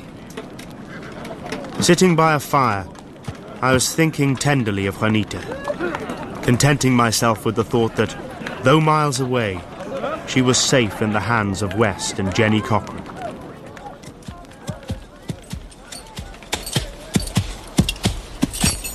I arrived at the battlefield as daylight was fading. I was alone and friendless on a tired horse that had carried me close on 60 miles since dawn that day. Neither of us had had any food, nor had I any money. Now all I could see was a sight so terrible that all hope of finding the body of my darling husband among so many quite vanished from me. In that moment of total despair, I remembered to do one thing I had sinfully failed to do all day. I started to pray. I prayed for help to God, through our Lord Jesus Christ, and to Christ's Holy Mother, who is one with God. I was thus praying when I thought I heard someone calling me. Juanita? Juanita Smith? Who is it calls me? Why, it's William Napier. Don't you remember me? Yes, Major Napier. What in the name of goodness are you doing here? I was praying for guidance, and you have come to help me. Thanks be to God. Oh, there now. It'll be a privilege to help you, Juanita. Just tell me what I can do. Help me to find my Enrique. Harry? Oh, that shouldn't be too difficult. 6th Division have moved up to La Belle Alliance. But he is dead. Huh? I asked some men who knew. They told me Brigade Major Smith was dead. Oh, that would be General Pack's brigade major. Poor Smith who spells his name with a Y. No, upon my honour, your Harry I've seen less than an hour ago. Not a scratch on him. Come with me.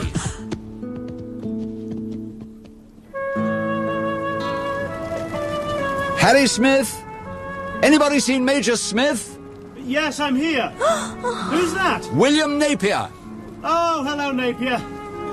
Come and take a swig of brandy. And, who's that with you? Enrique! Juanita!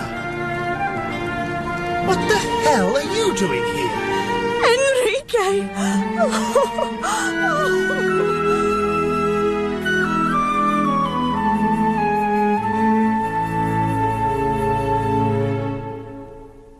The last word must go to the hero of the day, who, for some, is still the greatest hero of any day. To the Right Honourable the Lord Bathurst. My Lord, it gives me the greatest satisfaction to assure your Lordship that the army never upon any occasion conducted itself better than on the field of Waterloo. Oh, damnation take it, how can I bring myself to write such cant? Dear Bathurst, together with my official dispatch, I am writing this personal note to you. Thank God I do not know what it is to lose a battle, but certainly nothing can be more painful than to gain one with the loss of so many friends. An historical postscript. Harry ended his distinguished career as General Sir Harry Smith, Governor of Cape Colony. But to the young girl he rescued from the siege of Badajoz came even greater fame. Juanita gave her name to a small town in South Africa which will forever be remembered for another siege, this time in the Boer War, a town called Ladysmith.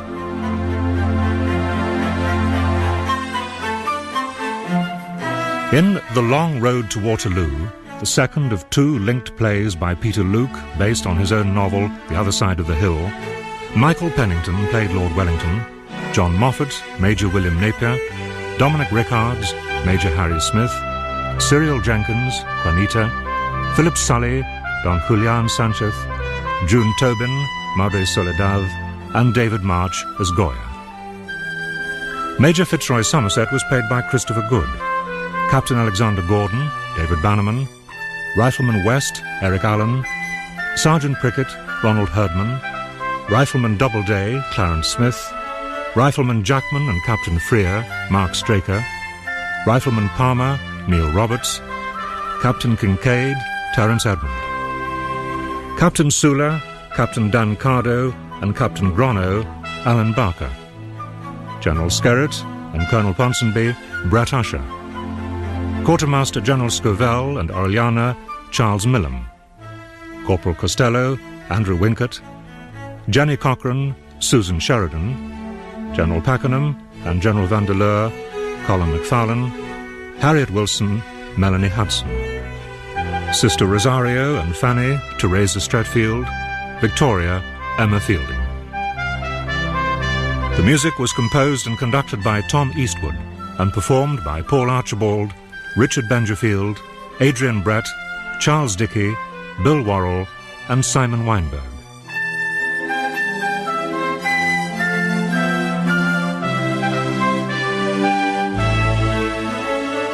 The Other Side of the Hill was directed by Glyn Dearman.